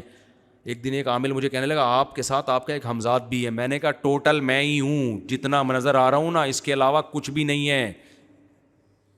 میں ٹوٹل یہی ہوں, اور میرے اوپر کوئی الزام نہ لگانا, نہ کوئی موکل ہے نہ کوئی ہمزاد ہے, کچھ بھی نہیں ہے. باقی ایک فرشتہ ہوتا ہے, اللہ نے حفاظت کے لیے رکھا ہے. شیطان بھی انسان کو پریشان کرتے ہیں, وہ تو ویسے ہی ہوتے ہیں, وہ تو ہر ایک کے ساتھ ہوتے ہیں. اس کے لیے فرشتے اللہ نے پہلے سے رکھے ہوئے ہیں جو انسان کو بچاتے ہیں. تو ان کے پاس بالکل ضرورت نہیں جانے کی, سورہ فلق, سورہ ناس, آیت الکرسی پڑھ کے بس دم کر دیا کرو, کافی ہے اتنا. تو جب اس کی دھنائی لگائی نا, وہ کہہ رہا ہے خدا کی قسم یہ مجھے لگ رہا ہے. ہمارے استاذ کو سمجھدار تھے, انہوں کو پتا تھا اسی کو لگ رہا ہے, لیکن اس کو لگاؤ نہ تاکہ دوبارہ جن نہ چڑھائے. انہوں نے کہا نہیں ایکچولی یہ تجھے نہیں لگ رہا, یہ جن کو لگ رہا ہے. اس نے کہا پھر مارا اس کو نا, کہہ رہا ہے بھائی کیسے یقین دلاؤں, یہ مجھے لگ رہا ہے. تو ان لوگوں کا اصل علاج کیا ہے, یہ علاج ہے. ان کو طبیعت سے پولیس والوں کو پیسے کھلا کے نا, ان کو جن پولیس والوں سے بہت ڈرتا ہے. میں بتاؤں, یہ جتنے عامل لوگ ہیں نا, آپ کو دھمکیاں دیتے ہیں, یوں کر دیں گے, جب پولیس کے موبائل ہوتی ہے سارے بھاگ جاتے ہیں. ابے تمہارے پاس تو جن ہے یار, تم ایک پولیس کے موبائل کو یوں کر کے تم سنگ دل محبوب کو قدموں میں لا سکتے ہو. ایک پولیس والا جو گٹکا کھا کے آ رہا ہے بھائی, اس کو تم کنٹرول نہیں کر سکتے, اور وہ گٹکا بھی اپنے پیسوں سے نہیں کھایا اس نے, تو اس کو تم کنٹرول نہیں کر پا رہے یار. تو اس لیے ان سے بالکل نہ ڈرا کرو, یہ سب دماغ کی ایک خیالی طاقتیں ہوتی ہیں. خیر ہم ہوتے یعقوب علیہ السلام کی جگہ, تو ہم کیا کرتے, سب سے پہلے عاملوں کے پاس جاتے, زائچے نکلواتے. عامل کی اپنی بیوی بھاگ جائے نا, زائچوں سے نہیں تلاش کر سکتا کہاں ہے, تو کوئی زائچہ ایسا نہیں ہے جس سے گمشدہ چیزیں مل جائے, اس میں ٹائم ویسٹ کرتے. پھر جو ہے وہ عملیات کرتے, پھر کسی نے بتایا فلاں وظیفہ اتنی دفعہ الٹا لٹک کے پڑھو, اتنی دفعہ یوں کر کے پڑھو, پھر ایسے پڑھو, پھر ایسے پڑھو, پھر فلانا رسالہ ڈمکان رسالہ, زندگی اس میں گزر جاتی. اس کے بعد کیا کرتے, تو آخر میں کچھ دعائیں مانگنا شروع کر دیتے, عمرہ کر لیتے, کچھ دعائیں مانگ لیں گے وہاں جا کے. اس کے بعد اگر نتیجہ اللہ نہ کرے یہ نکلتا کہ دوسرا بچہ بھی گم جائے, کیسا کفر پھیلتا کہ نہیں پھیلتا. یار اللہ ایک طرف کہتا ہے ادعونی استجب لکم, میں دعائیں قبول کرتا ہوں, میری تو دعائیں قبول ہونے کے بجائے کیا ہو رہی ہیں, الٹا ہو رہا ہے میرے ساتھ, تو بھائی کفر بکنا شروع کر دیتے. لیکن یعقوب علیہ السلام کو پتا تھا چلتی کس کی ہے بھائی, اللہ کی, اور اللہ کے سامنے کیا کرنا ہے بھائی, سرنڈر. ہمارا کام ہے مانگنا, قبول کرنا کس کا کام ہے, اللہ کا. تسلی تھی نا, ایک تسلی تھی.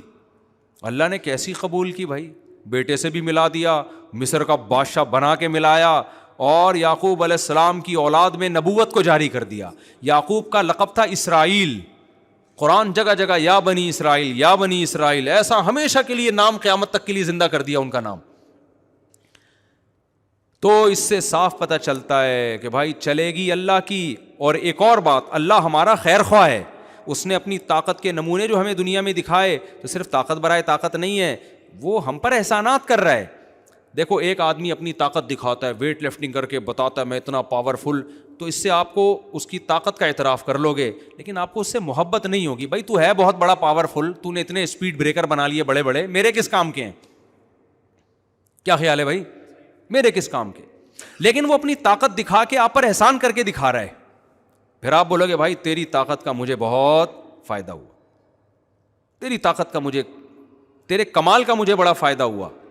اللہ میاں جو اپنی طاقت کے نمونے ہمیں دکھاتا ہے, کہتا ہے میں نے سورج کو پیدا کیا کس کی خدمت کے لیے, تمہاری خدمت کے لیے. میں نے چاند کو پیدا کیا کس کی خدمت کے لیے, تمہاری خدمت کے لیے. میں نے جانور پیدا کیے, منہا تاکلون, ان کے گوشت کو کھاتے ہو, کسی پہ سوار ہوتے ہو. سمندروں کو مسخر کر دیا, اس کی پشت پہ تجارتیں کرتے ہو, بڑے بڑے کنٹینر آتے ہیں اور کسٹم میں اٹک جاتے ہیں. یہ اللہ کی وجہ سے نہیں اٹکتے, یہ کسٹم والوں کی وجہ سے اٹکتے ہیں. اگر کسٹم والے نہ اٹکائیں تو ہم کھلا کھانا شروع کر دیں, اتنی سستائی ہو جائے گی. تجارت میں تو گورنمنٹ حکومتوں نے کنٹرول کر کے باؤنڈ کیا ہوا ہے. نبی صلی اللہ علیہ وسلم کا حکم ہے, تجارت کے بارے میں صحیح حدیث ہے, نہ چیزوں کے ریٹ متعین کرنے کی اجازت, نہ تاجروں پہ کسی قسم کی غیر ضروری ریسٹرکشن کی اسلام میں اجازت ہے. نبی نے فرمایا دعوا الناس یرزق اللہ بعضهم ببعض, لوگوں کو تجارت میں بالکل آزاد چھوڑ دو. آج کل گورنمنٹ کی مداخلت سے تجارت کا بیڑا غرق ہوتا ہے. اب مثال کے دودھ کے ریٹ گورنمنٹ نے متعین کیے ہوئے, اس سے زیادہ ریٹ نہیں ہونے چاہیے. ہم بڑے خوش ہوتے ہیں یار دودھ کے ریٹ گورنمنٹ نے کیا کیے ہوئے ہیں, کنٹرول. حدیث کیا کہہ رہی ہے, ریٹ متعین کرنا کس کا کام ہے بھائی, اللہ کا. آپ لوگوں کو آزاد چھوڑ دو. ہر آدمی کو اجازت ہو گائے پالنے کی, بھینس پالنے کی, کسانوں کو اجازت ہو چارہ بنانے کی. تجارت پہ مخصوص لوگوں کا کنٹرول نہ ہو. ایسا نہ ہو کہ چند لوگ تاجر ہی بینک سے قرضہ لے کے کسانوں سے مال خریدیں گے, پھر ریٹ ان کی مرضی کے ہوں گے. نہ, ہر ایک کو اجازت ہے بھائی جو کسان سے جتنے میں خریدنا چاہے. اس سے آٹومیٹیکلی ریٹ کیا ہو جائیں گے, اسٹیبل ہو جائیں گے. اب دودھ کی قیمتیں متعین تو کر دیں گوالوں کے لیے. گوالا کہتا ہے میں وہاں سے دودھ لے کے آتا ہوں, اتنا میں نے جانور کو کھلانا بھی ہے, اور اتنی ریکوائرمنٹ ہے اس کی, اتنے لوگوں کو بیچ میں بھتے دینے ہیں. ریٹ آپ کی مرضی کے ہوں گے, لیکن دودھ پھر میری مرضی کا ہوگا. کچھ دودھ بھینس دے گی, کچھ دودھ میں دوں گا.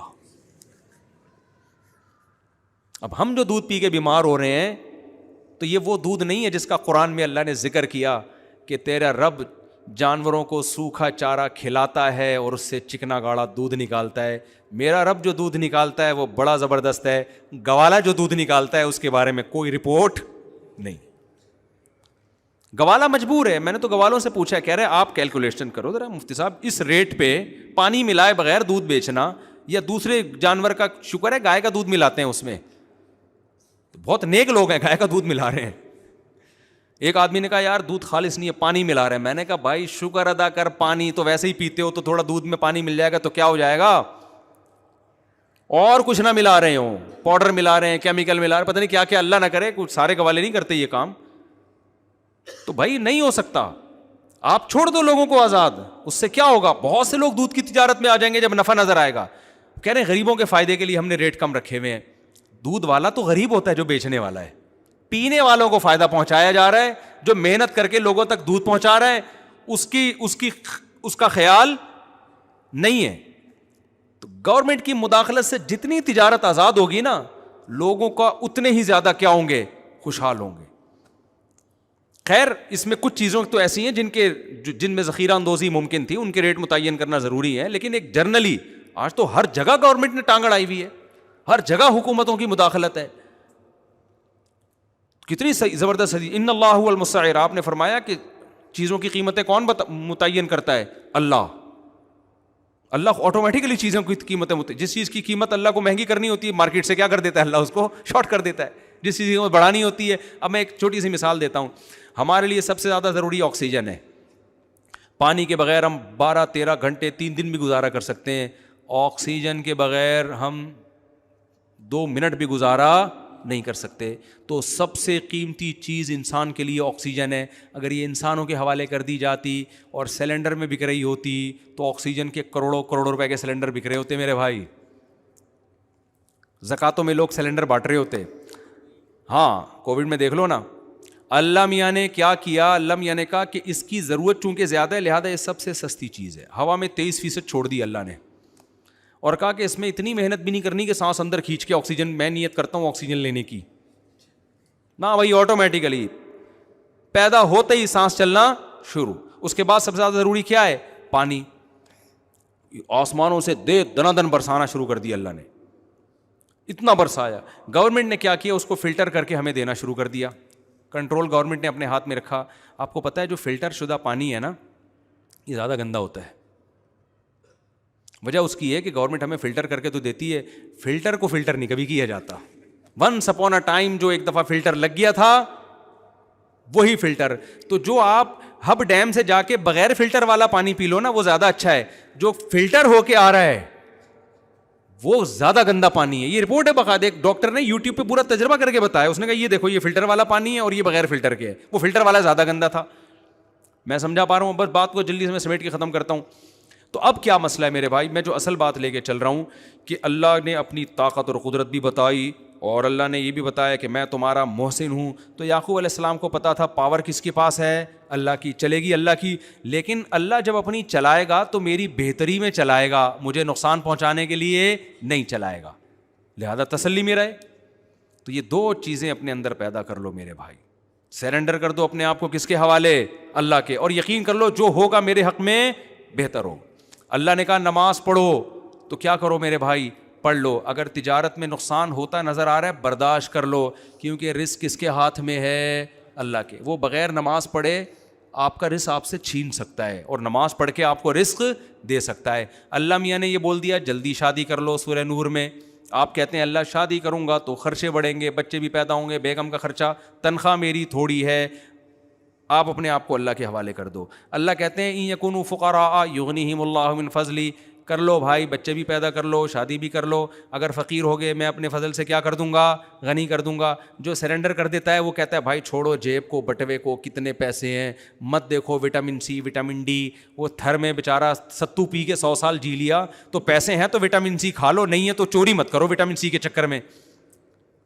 پیسے ہیں تو پھر کھا لینا چاہیے امرود, اتنی کنجوسی ٹھیک نہیں ہے کہ آپ بھی ستو پہ آ جائیں کل سے. تو بھائی جب پیسے ہیں تو ٹھیک ہے, نہیں ہے تو جو ایسا اللہ کہہ رہا ہے ویسا کر لو, توکل کرو بھائی, اولاد بھی نہ روکو اور نکاح بھی کرو ٹائم پہ. کھلانے والا کون ہے بھائی, اللہ میاں. یہودی کہتا ہے نہیں, وہ کیلکولیٹر لے کے بیٹھا ہوتا ہے. تو اللہ کرے گا بھائی, اللہ کے حوالے, جہاں اللہ نے حکم نہیں دیا وہاں نہیں کرو یہ سب کچھ. بعض لوگ دکان بند کر کے بیٹھے ہوئے ہیں, کھلانے والا کون ہے بھائی, اللہ. ابے بھائی اللہ میاں نے کب کہا کہ دکان بند کر دے, تو بیمار ہے علاج نہیں کر رہے, بھائی شفا دینے والا کون ہے, تو بھائی پیناڈول سے بھی اللہ ہی شفا دے گا جب اس نے کہا ہے کھا لو. ہاں جہاں اس نے آرڈر دیا ہے یا کسی چیز کو حرام کر دیا پھر توکل کا موقع ہے, وہاں پر اللہ کے حکم کو دیکھو, اسباب کو مت دیکھو. تو جو میں آج بیان لے کے چلا تھا, ایک 2-3 جملوں میں اس کو بھی سمیٹتا ہوں. جو میرا مقصد تھا, اصل میں میرے بیان میں تمہید لمبی ہو جاتی ہے اور جو اصل بات ہے وہ چھوٹی رہ جاتی ہے. وجہ اس کی یہ ہے کہ وہ اصل بات کھوپڑی میں بیٹھتی نہیں ہے جب تک وہ تمہید نہ سمجھائی جائے. تو اسی طرح میرے بھائی اللہ میاں نے ہمیں جیسے نماز کا, روزے کا حکم دیا, ایسے ہی اللہ میاں نے ہمیں رشتہ داری کو جوڑنے کا حکم دیا. یہ ہمارے مذہب کا حصہ ہے. جو میں نے آیت پڑھی تھی وہ اصل میں اسی ٹاپک کے لیے پڑھی تھی. مسلمان رشتے پیدا بھی کرتا ہے اور ان رشتوں کو جوڑتا بھی ہے. کافر نہ رشتے پیدا کرتا ہے, جیسے ایک خاتون ادھر 2 کتے, میاں بیوی ادھر ایک خاتون ایک کتا, ادھر 2 بندے ادھر 2 کتے, تو رشتہ داری پیدا ہو رہی ہے کیا؟ کتے کوئی رشتے ہوتے ہیں کیا؟ ماموں ہوتا ہے کتا, کسی کا چاچو ہوتا ہے, کیا ہوتا ہے؟ کافر رشتے پیدا بھی نہیں کرتا اور جو پیدا ہوئے ہوئے ان کو جوڑتا بھی نہیں.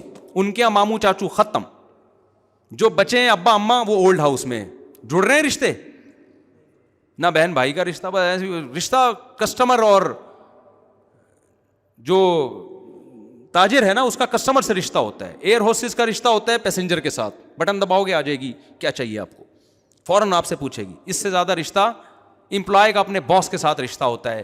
قرآن رشتوں کی بات نہیں کر رہا, قرآن کس کی خونی رشتوں کی بات کر رہا ہے. تو مسلمان رشتے پیدا بھی کرتا ہے اور جوڑتا بھی ہے. پیدا کیسے کرے گا رشتے؟ نکاح کے ذریعے. لہذا جلد نکاح کرتا ہے اور نسل بھی نہیں روکتا, کیونکہ جب نسل زیادہ ہوگی تو رشتے کیا ہوں گے؟ کم ہوں گے یا بڑھیں گے؟ آپ کے بچوں کو چاچو ملیں گے, ماموں ملیں گے, کزنیں ملیں گی, خالہ ملیں گی, پھپھیاں ملیں گی, بہنیں ملیں گی. میں جب پشاور اور کوئٹہ جاتا ہوں تو میں کسی کے میزبان کے گھر گیا نا, پشاور گیا, میں نے میزبان سے کہا بھائی میں بہت مصروف ہوں, آپ لوگوں کو ملانا نہیں, میں بہت تھک جاتا ہوں. انہوں نے کہا کسی سے نہیں ملاؤں گا, بس میرے اپنے رشتے دار ملیں گے آپ سے. میں نے کہا ٹھیک ہے جی.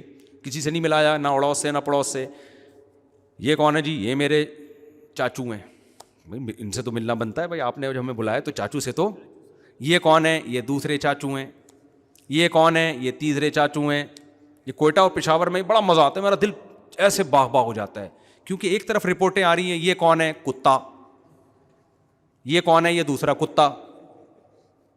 کوئی نہ خالہ نہ پھپھی. بھائی یہ بھی تو قومیں ہیں نا. یہ کون ہے؟ میں بھی ابا.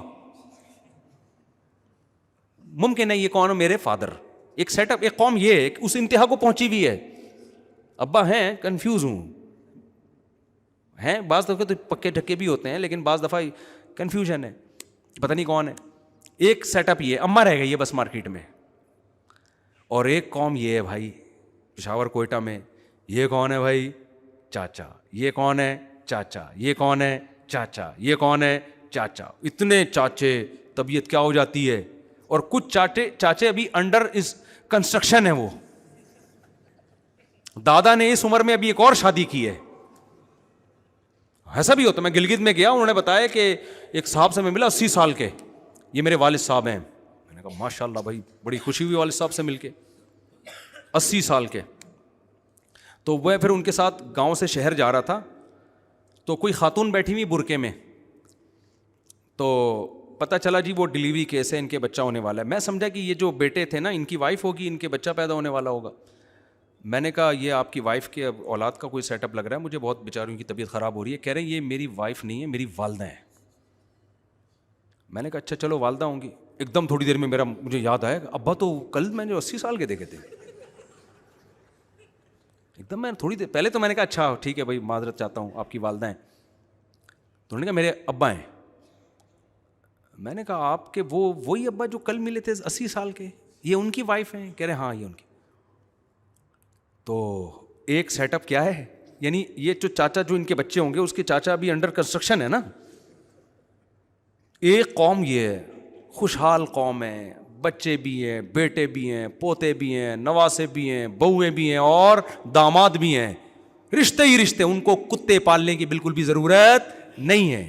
وہ کتا پالتے ہیں دوستی کے لیے نہیں, اپنی حفاظت کے لیے. اور ایک قوم وہ ہے, یہ بھی فیملی ہے, یہ بہت بڑی فیملی ہے, ٹھیک ہے نا, یہ والی اس سے. تو میں جب جاتا ہوں کوئٹہ پشاور, مجھے خاندان بڑے بڑے نظر آتے ہیں, دل باغ باغ ہو جاتا ہے یار. لیکن ان کو بھی خراب کیا جا رہا ہے, جیسے ہم خراب ہو گئے نا. یہاں پہ ہزار گز کے بنگلے ہیں, بچہ ہی نہیں ہے گھر میں. ایک آدھ بچہ, اس کو بڑی ممی ڈیڈی کی طرح پال پوس کے بڑا کر رہے ہیں, بڑا آدمی بنے گا. وہ بڑا کب ہوگا؟ جب آپ مر چکے ہوگے. اتنی دیر سے تو آپ نے شادی کی ہے.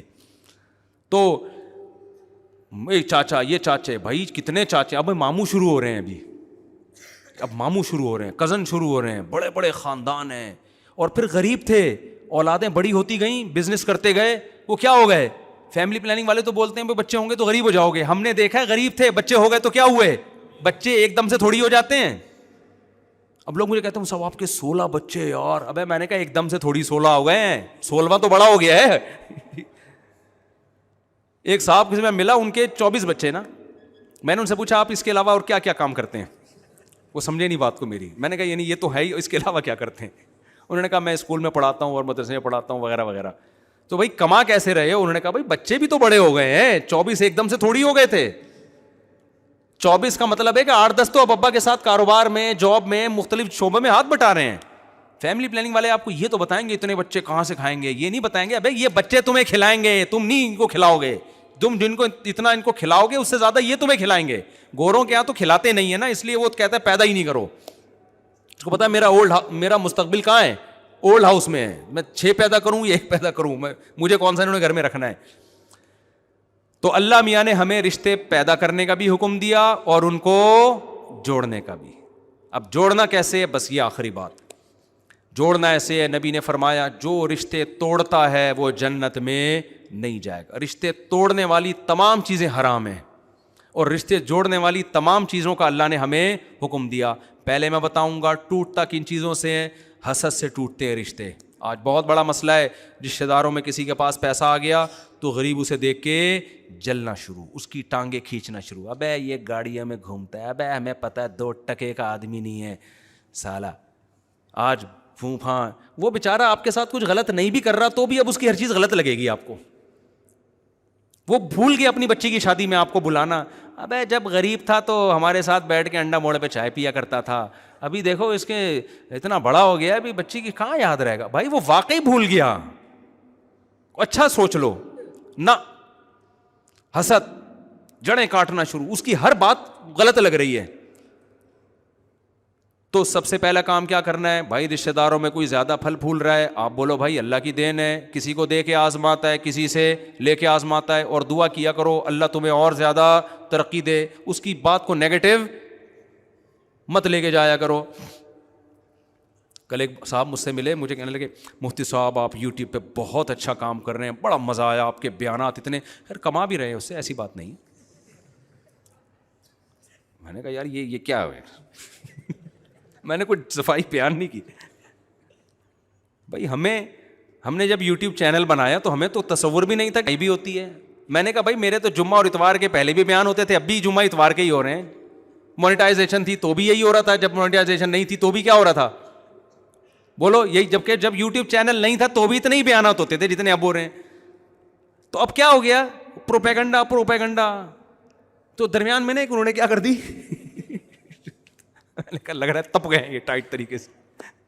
ہاں وہ اصل میں اس طرح کی باتیں جو ہے نا, وہ اصل میں ظاہر ہے تو دین کی خدمت تو اب ہوگی نا. تو بھائی میں تو 1994 سے بیان کر رہا ہوں, اور پہلے زیادہ بیان ہوتے تھے, اب تھوڑے کم ہو گئے ہیں. اچھا خیر, تو اب کیا ہوتا ہے رشتہ داروں میں جب کوئی پھل پھول رہا ہے تو جیلسی خواتین میں بہت زیادہ ہوتی ہے. کوئی کسی کی تعریف کر دے, کسی کے حسن کی, بھائی میک اپ کا سارا وہ ہے, اصل میں سارا کیا ہے. اس دن میں نے دیکھا تھا نہا کے آئی تھی, اصل چہرہ نظر آیا. تو ہر آدمی دوسرے آدمی سے جل رہا ہے, ہر عورت دوسری عورت سے جل رہی ہے. اس سے رشتے جڑتے نہیں ہیں بلکہ کیا ہوتے ہیں, بولو ٹوٹتے ہیں رشتے. اسی طرح جس کے پاس پیسہ آ گیا اس میں تکبر بھی پیدا ہوتا ہے بعض دفعہ. کتنے رشتے ایسے ہیں, جب آپ غریب تھے سب سے ملا کرتے تھے. یہ تو بہت رپورٹیں آتی ہیں میری پاس کہ ہمارے کزن جو تھے ان کے والد مالدار ہو گئے تو اب کزن نہ ہمیں اپنی دعوتوں میں بلاتے ہیں, نہ عید بقرعید پہ ہم سے ملنے کے لیے آتے ہیں. اب جب ہمارے گھر میں آتے ہیں ان کو اسمیل آ رہی ہوتی ہے, واش روم کہتے ہیں یہ یوز نہیں کر سکتے. اسٹائل بھی چینج ہو جاتا ہے, پہلے واش روم استعمال ہوتا تھا, اب یوز ہوتا ہے. اب وہ کہتے ہیں یہ جو یوز کو استعمال کرنا یہ ابیوزو لینگویج چاہیے, استعمال کا لفظ استعمال کرنا. سارا اسٹائل کیا ہو جاتا ہے, یار تم اپنے رشتوں کے سامنے تو تمہاری کوئی اوقات نہیں ہے. بہن تو تمہاری وہی بہن ہے, ایک چھاتی سے دونوں نے دودھ پیا ہے, ایک ماں کے پیٹ میں دونوں نے کو اللہ نے بنایا ہے. ایک بھائی پیسے والا ہو گیا, دوسرا غریب ہے تو اس کو پوچھنا چھوڑ دیا. ایک پیٹ سے ایک خون سے دونوں بنے ہیں, کئی سال ایک بستر پہ چپک کے سوئے ہیں. کیسی محبتیں ہوتی ہیں بچپن میں, دیکھ لو نا آپ. ایک ہی ماں کے ہاتھ سے کئی سال دونوں نے نوالے کھائے ہیں, کئی سال کھائے ہیں. میں تو اپنے بچوں کو دیکھتا ہوں کیسی محبت, ایسے لڑتے ہیں پھر دوستیاں کر کے بیٹھ جاتے ہیں. جب الگ الگ ہوتے ہیں بڑے ہو کر کیسا ایک دوسرے کو پوچھنا چھوڑ, پوچھتے ہیں تو مفاد میں کام ہوتا ہے تو بس, ورنہ یاد نہیں آتا. تو اللہ نے اگر آپ کو وسائل دیے ہیں, پیسہ دے دیا, تو قرآن کہتا ہے سب سے پہلے اس پیسے میں کس کا حق ہے؟ تکبر نہیں کرنا, اترانا نہیں ہے, اور عمل سے دکھانا ہے کہ ہم میں تکبر نہیں ہے. خالی زبان سے تو بہت سے لوگ بولتے ہیں اللہ کا بڑا شکر ہے جی, ہمارا کیا کمال ہے. عمل ایسا ہوتا ہے جس سے لگ رہا تھا بھائی تمہارا کمال ہے, اللہ کی دین نہیں ہے, اللہ کی بھیک نہیں سمجھتے اس کو تم. تو عمل سے ثابت کرنا ہے کہ ہم بدلے بولو نہیں ہے. غریب کو چاہیے اس کو امیر کو دیکھ کے حسد نہ کرے, امیر کو چاہیے غریب کی توہین نہ کرے, اپنے رشتہ داروں سے ایسے ہی ملتا رہے جیسے پہلے ملتا تھا. نبی نے فرمایا بدترین ولیمہ وہ ہے جس میں امیروں کو بلایا جائے اور غریبوں کو نہ بلایا جائے. اگر آپ کے رشتہ داروں میں کوئی غریب ہیں تو غریب ہونے کی بیس پہ ان کو چھوڑ دینا یہ بہت بڑا جرم ہے. ہمارے ایک دوست کی شادی ہوئی, اب وہ مدرسے میں پڑھتے تھے, خود بڑے مالدار تھے, وہ مدرسے میں ان کے سارے دوست غریب بیچارے, مدرسے میں تو زیادہ تر غریب طلبہ ہوتے ہیں. اب ان کے کلاس فیلو تھے, اپنے ولیمے میں انہوں نے بلانا تو تھا نا ان کو. میں یہ نہیں کہہ رہا سارے غریبوں کو پکڑ کے آپ اپنے ولیمے میں بلا لیں, وہ پلیٹیں بھی کھا جائیں گے, کوئی بھروسہ نہیں ہے. بعض اتنے غریب ہوتے ہیں پلیٹیں چوری کر کے لے جاتے ہیں, ان کو مسئلہ ہوتا ہے ان کے ساتھ. لیکن جو ریلیٹیو ہیں آپ کے, ان غریبوں کی بات کر رہا ہوں جن سے کوئی تعلق ہے آپ کا, ان کو صرف غریب ہونے کی بیس پہ نہ بلانا. اب انہوں نے کیا کیا کہ ان کے مدرسے کے کلاس فیلو بیچارے گاؤں دیہاتوں کے سارے غریب سے, خود بڑے مالدار تھے وہ, تو انہوں نے جب شادی کی تو اپنے کلاس فیلوز کو بلایا. اور وہ جب ان کا ولیمہ ہو رہا ہے تو ادھر بڑے ڈیفینس کلفٹن کے 3 پیس سوٹ ٹائی میں لوگ آ رہے ہیں, ان کے بڑے بھائی بڑے خوش. ادھر دیکھا کہ ٹوپیوں والے اور چپلوں والے مدرسے کے طلبہ بھی آ رہے ہیں. ان کے بڑے بھائی کا میٹر گھوم گیا کہ ابے کیا یار یہ کیا بلایا یار, ہماری کوئی پرسنالٹی نہیں ہے یار, یہ کن لوگوں کو تو بلا کے لے آیا ہے. ٹھیک ہے نا, نہ پہننے کی تمیز ہے نہ چپلوں کی تمیز ہے. وہ بیچارے غریب, ان کے پاس چپل کہاں سے وہ پہنتے وہ. لیکن مجھے اس بندے کا عمل بہت پسند آیا. میں نے کہا اس نے اپنے ان مالدار رشتہ داروں کو خوش کرنے کے لیے اپنے غریب دوستوں کو نظر انداز بولو نہیں کیا. خاندانی ہونے کی کیا ہے بھائی دلیل ہے. اور اس سے عزت داروں کی نظر میں عزت کم نہیں ہوتی, بڑھتی ہے. بے وقوفوں کی نظر میں عزت کیا ہو جاتی ہے, کم ہو جاتی ہے. یار تمہارے کلاس فیلو ہیں وہ, ان کے ساتھ تم صبح شام ہنسی مذاق کرتے ہو, بیٹھتے ہو. اچھا کلاس فیلوز میں بھی ایسے ہم نے دیکھا ہے, بعض مالدار طلبہ ہوتے ہیں غریب طلبہ کے ساتھ بڑے مزے سے رہ رہے ہوتے ہیں, اور بعض ایسے ہوتے ہیں ان کو بڑی ہر وقت نا اپنی پھوپھاں, کوئی ذرا سا مذاق کر دے تو ان کا میٹر گھوم جاتا ہے. طلبہ تو مذاق کرتے ہیں ایک دوسرے کے ساتھ. تو جس کو اللہ نے پیسہ دے دیا وہ تکبر نہ کرے, جس کو غریب بنایا وہ حسد نہ کرے. تو یہ چند چیزیں تھیں. اور آخری چیز, جس کو اللہ نے پیسہ دیا ہے نا, اپنے رشتہ داروں کو وہ ہدیے دیا کرے پیسوں کی صورت میں. سب سے زیادہ رشتہ داری جوڑنے والی یہ چیز ہے. کہتے ہیں نا دنیا کا ہر کام پیسے سے ہوتا ہے, واقعی ہوتا ہے, اس میں دو رائے نہیں ہو سکتی. تو اچھے کام بھی پیسے سے ہی ہوتے ہیں. اللہ میاں بھی پیسے کے بغیر خوش ہوتا ہے. زکوٰۃ اللہ نے فرض کر دی, قربانی, حج, یہ سب روکڑا خرچ ہو رہا ہے. اللہ میاں کہتے ہیں مجھ سے محبت کے دعوے کرو, پیسے نہ دو, یہ کیسی بات ہے بھائی. کسی گرل فرینڈ سے آپ بولیں کہ مجھے بہت محبت ہے, میں تم سے شادی کرنا چاہتا ہوں, کہتی ایک موبائل دلا دو, کہ پیسے نہیں دوں گا بھائی. میں مشورہ جتنے چاہیں مجھ سے, میں آئی فون کا مشورہ دے سکتا ہوں کہ ابھی 14 پرو وہاں سے ملے گا, 15 پرو وہاں سے ملے گا, 12 پرو وہاں سے ملے گا. مشورے آپ مجھ سے لے سکتی ہیں جتنی چاہیں آپ. وہ میں چٹکلا سناتا ہوں نا, ایک آدمی نے اپنی گرل فرینڈ سے بولا, بس یہ ختم کر رہا ہوں بیان, گرل فرینڈ سے بولا کہ میرے پاس وسیم, میرے دوست وسیم کی طرح گاڑی تو نہیں ہے لیکن میں تمہیں اپنی پلکوں پہ اٹھا کے گھما سکتا ہوں. میرے پاس میرے دوست وسیم کی طرح 1000 گز کا بنگلہ تو نہیں ہے لیکن دل میں جگہ دے سکتا ہوں, تمہیں کیا چاہیے؟ اس نے کہا وسیم کا فون نمبر چاہیے مجھے, اور کچھ نہیں چاہیے, تو چھوڑ دے. تو میرے بھائی ایسا ہی ہے, جتنی گنجائش اللہ نے دی ہے اس حساب سے کیا کرو خرچ. تو سب سے بہتر خرچ کرنے کا موقع کیا ہے؟ اپنے رشتہ دار, جن میں ماں باپ, بیوی پہ تو خرچ کرنا ہی ہے, وہ تو ظاہر ہے بیوی ہے, وہ تو کرتے ہی ہیں, جو نہیں کرتے وہ کرنا شروع کر دیں. ٹھیک ہے نا. اس کے بعد بھائی بہن بھی ہیں, چچا ماموں بھی ہیں, خالہ, کوئی بھی غریب ہے تو ان کے لیے منتھلی اماؤنٹ باندھ دو. اس سے جتنا رشتہ جڑتا ہے خدا کی قسم کسی اور چیز سے نہیں جڑتا. اور نبی نے فرمایا لیس الواصل بالمکافات, رشتہ داری جوڑنے والا وہ نہیں ہے کہ وہ اچھا سلوک کر رہا ہے تو تم بھی کرو. ایسا تو دوستوں کے ساتھ بھی ہوتا ہے بھائی, میں آپ سے اچھا سلوک کروں گا آپ بھی کرو گے, نہیں کروں گا تو آپ بولو گے جاؤ یار, تمہارے لوگ کہتے ہیں نا تمہارے نوکر ہیں کیا. لیکن رشتوں کے معاملے میں اللہ نے کہا جو اچھا سلوک کرے تو بھی کرو, نہیں کرے تو بھی جوڑنے کی کوشش کرو. ہاں ایک حد تک ہے, ظاہر ہے وہ بہت ہی نقصان پہنچا رہا ہے تو پھر ایک الگ بات ہے.